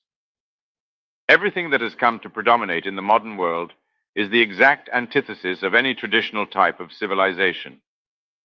Moreover, the circumstances make it increasingly unlikely that anyone, starting from the values of tradition, even assuming that one could still identify and adopt them, could take actions or reactions of a certain efficacy that would provoke any real change in the current state of affairs. After the last worldwide upheavals, there seems to be no starting point either for nations or for the vast majority of individuals, nothing in the institutions and general state of society, nor in the predominant ideas, interests, and energies of this epoch. Nevertheless, a few men exist who are, so to speak, still on their feet among the ruins and the dissolution, and who belong more or less consciously to that other world. A little group seems willing to fight on, even in lost positions. So long as it does not yield, does not compromise itself by giving in to the seductions that would condition any success it might have, its testimony is valid. For others, it is a matter of completely isolating themselves, which demands an inner character as well as privileged material conditions, which grow scarcer day by day. All the same, this is the second possible solution. I would add that there are a very few in the intellectual field who can still affirm traditional values beyond any immediate goal, so as to perform a holding action. This is certainly useful to prevent current reality from shutting off every horizon, not only materially, but also ideally, and stifling any measures different from its own. Thanks to them, distances may be maintained, other possible dimensions, other meanings of life, indicated to those able to detach themselves from looking only to the here and now. But this does not resolve the practical, personal problem, apart from the case of the man who is blessed with the opportunity for material isolation, of those who cannot or will not burn their bridges with current life, and who must therefore decide how to conduct their existence, even on the level of the most elementary reactions and human relations. This is precisely the type of man that the present book has in mind. To him applies the saying of a great precursor, "The desert encroaches. Woe to him whose desert is within." He can in truth find no further support from without. There no longer exist the organizations and institutions that, in a traditional civilization and society, would have allowed him to realize himself wholly, to order his own existence in a clear and unambiguous way, and to defend and apply creatively in his own environment the principal values that he recognizes within himself. Thus, there is no question of suggesting to him lines of action that, adequate and normative in any regular traditional civilization, can no longer be so in an abnormal one. In an environment that is utterly different socially, psychically, intellectually, and materially, in a climate of general dissolution, in a system ruled by scarcely restrained disorder, in any way lacking any legitimacy from above. Thence come the specific problems that I intend to treat here. There is an important point to clarify at the outset regarding the attitude to be taken towards survivals. Even now, especially in Western Europe, there are habits, institutions, and customs from the world of yesterday, that is, from the bourgeois world, that have a certain persistence. In fact, when crisis is mentioned today, what is meant is precisely the bourgeois world. It is the basis of bourgeois civilization and society that suffer these crises and are struck by dissolution. This is not what I call the world of tradition. Socially, politically, and culturally, what is crashing down is the system that took shape after the revolution of the Third Estate and the First Industrial Revolution, even though there were often mixed up in it some remnants of a more ancient order, drained of their original vitality. What kind of relationship can the human type whom I intend to treat here have with such a world? This question is essential. On it depend both the meaning to be attributed to the phenomena of crisis and dissolution that are ever more apparent today, and the attitude to be assumed in the face of them, and toward whatever they have not yet undermined and destroyed. The answer to this question can only be negative. The human type I have in mind has nothing to do with the bourgeois world. He must consider everything bourgeois as being recent and anti-traditional, born from processes that in themselves are negative and subversive. In many cases, one can see in the present critical phenomena a kind of nemesis or rebound effect. Although I cannot go into details here, it is the very forces that, in their time, were set to work against the previous, traditional European civilization that have rebounded against those who summoned them, sapping them in their turn, and carrying to a further degree the general process of disintegration.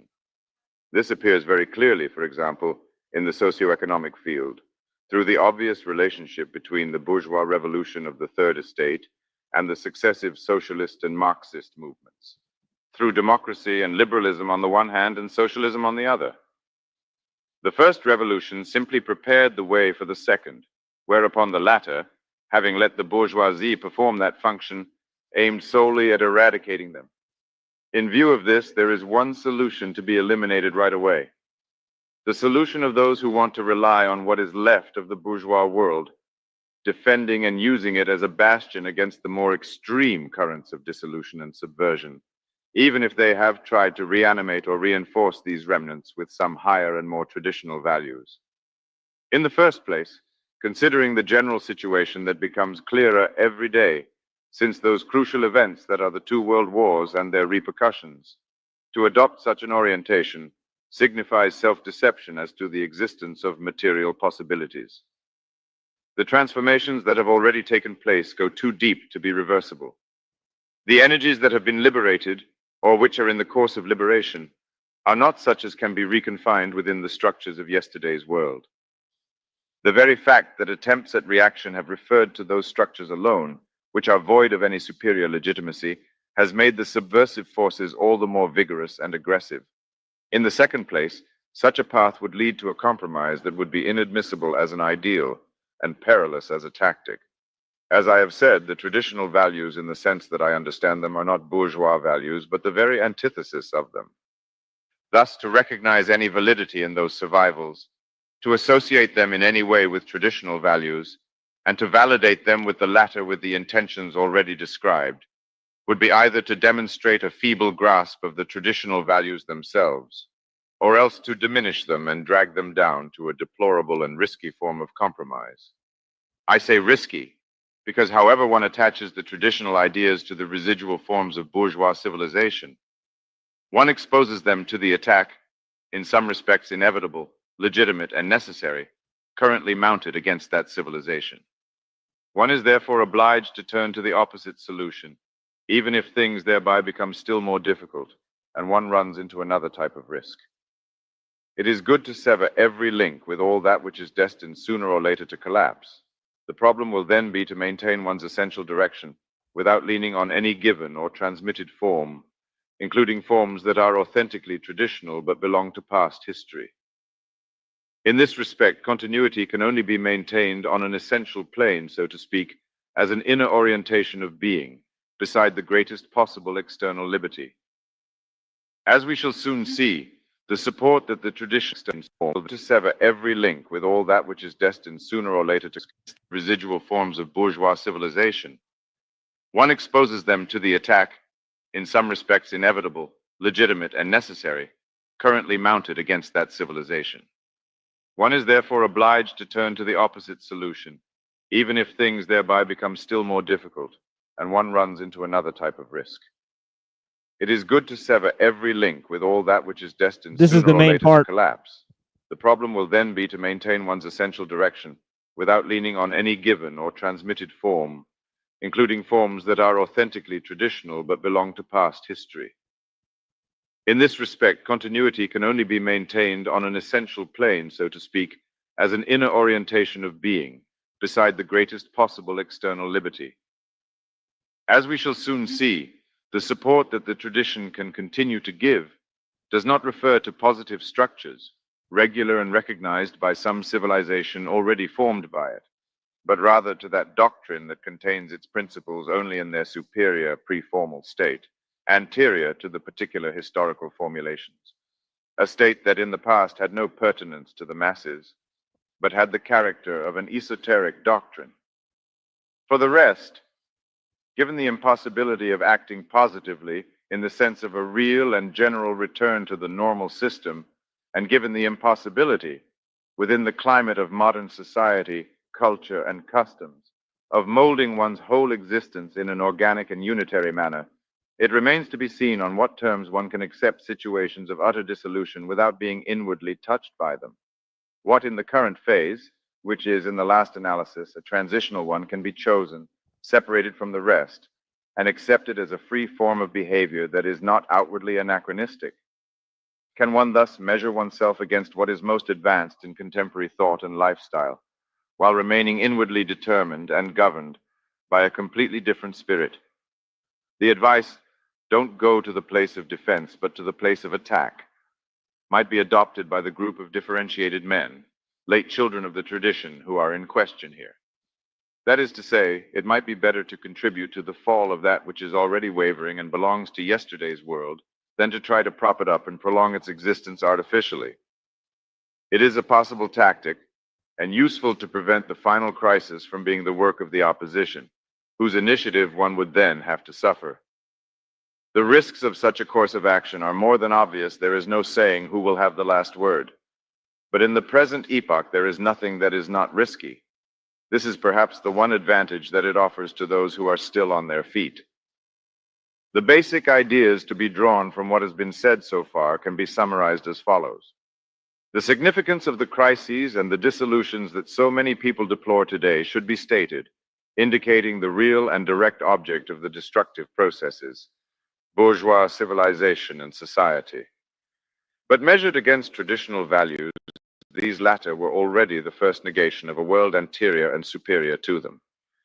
Consequently, the crisis of the modern world could represent in Hegel's terms a negation of a negation, so as to signify a phenomenon that in its own way is positive.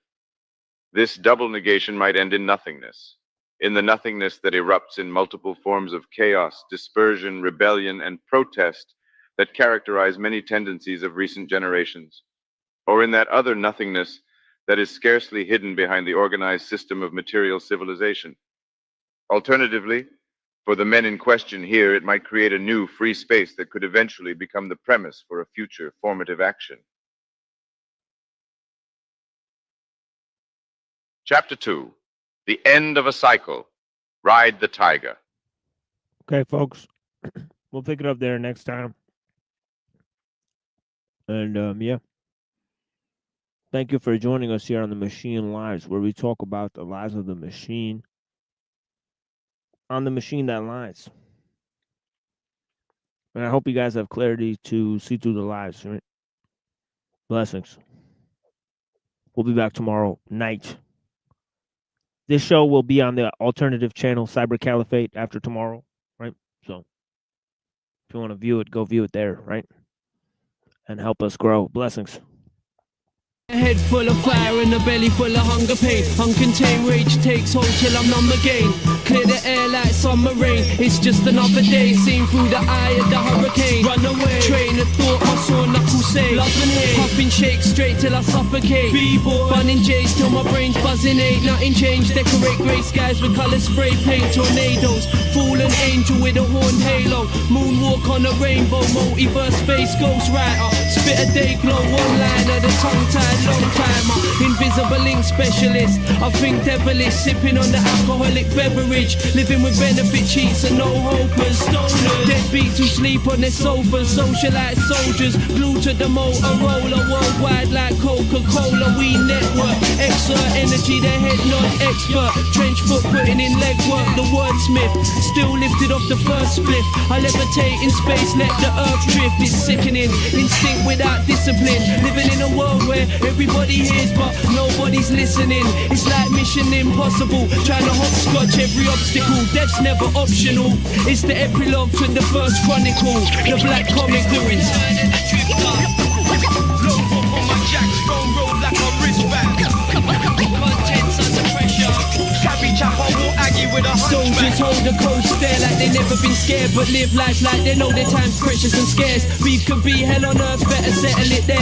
And if our sins are forgiven, heaven better prepare. I'll bring a breath of fresh air, bless polluted lungs. Bunged up from the years, bunning zoots are skunk. I lounge in blues and clubs with abusive bugs. Useless drunks, junkies abusing drugs, and young bloods with the loosest tongue. It's too much. Old cats act up like they're losing touch. They get past, I'm a truly stunned. Another rabbit in the headlights, far too confused to run. I stay balanced like planets with the moon and sun. I need shoes on my feet and some food to munch. If you relate to that statement, salute me once. One love, one hope for the youth till the future comes. It comes now. I'm drunk and run down, sun up to sundown. Cause life is bugged out, some doubt us, but couldn't survive without us. Parasites surround us like close encounters of the third kind.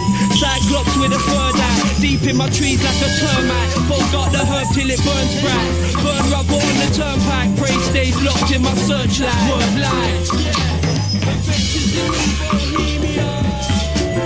The truth is now outside. And all you snotty nose boys, I wanna be easy. Yes, yes. Parking at my front door, don't know what happened now. Yeah, yeah, brain tax on the board, no lie.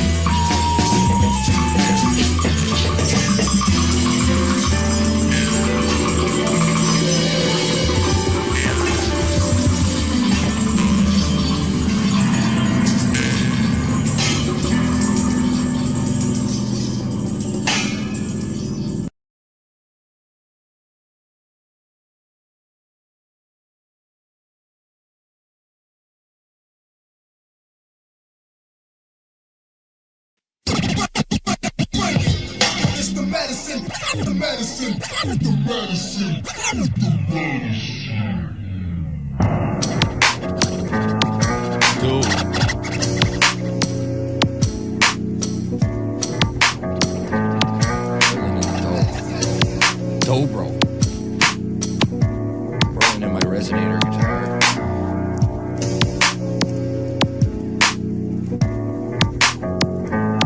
Hey, what's going on, fine, young, beautiful people of the universe? This is Idea. 2 steps ahead of myself, following you blindly.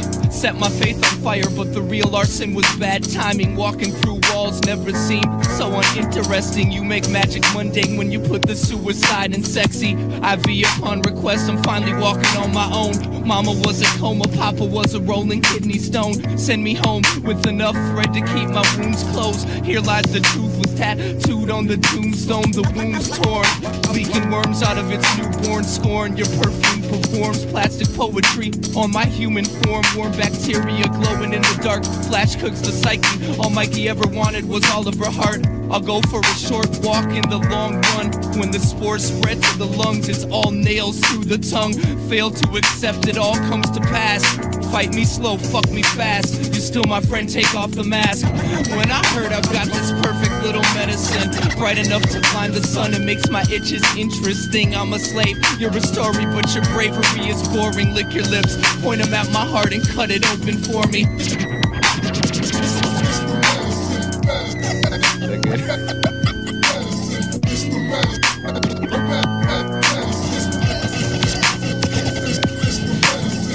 If this was heaven, it would have a better backstage. The director keeps pressuring me to act my age. Maybe she's right. If I could squeeze a bit of life out of this empty page in the book of love, maybe I'll push and shove my way through this rainy day. Changes in the brain made the chains decay. My prescription angel, come and take my pain away. Play your guitar, try to sing out my cough. Found a treasure chest of pleasure. Excess marks the spot. Screw in the screws tighter. Clip the loose wires. I was truly inspired till my muse told me she's too tired. I had it coming, pulled the label, didn't read the warning. Running can be habit forming.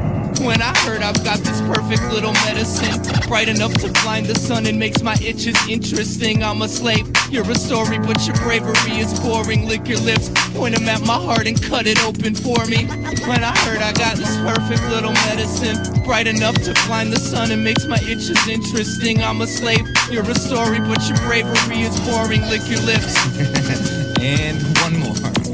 When I heard I got this perfect little medicine, bright enough to blind the sun and makes my itches interesting. I'm a slave, you're a story, but your bravery is boring. Lick your lips, point them at my heart and cut it open for me. When I heard I've got this perfect little medicine, bright enough to blind the sun and makes my itches interesting. I'm a slave, you're a story, but your bravery is boring. Lick your lips, point them at my heart and rip it open for me.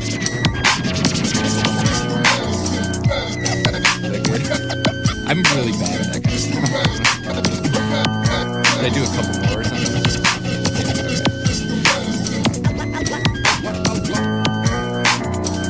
Totally. Totally get wicked on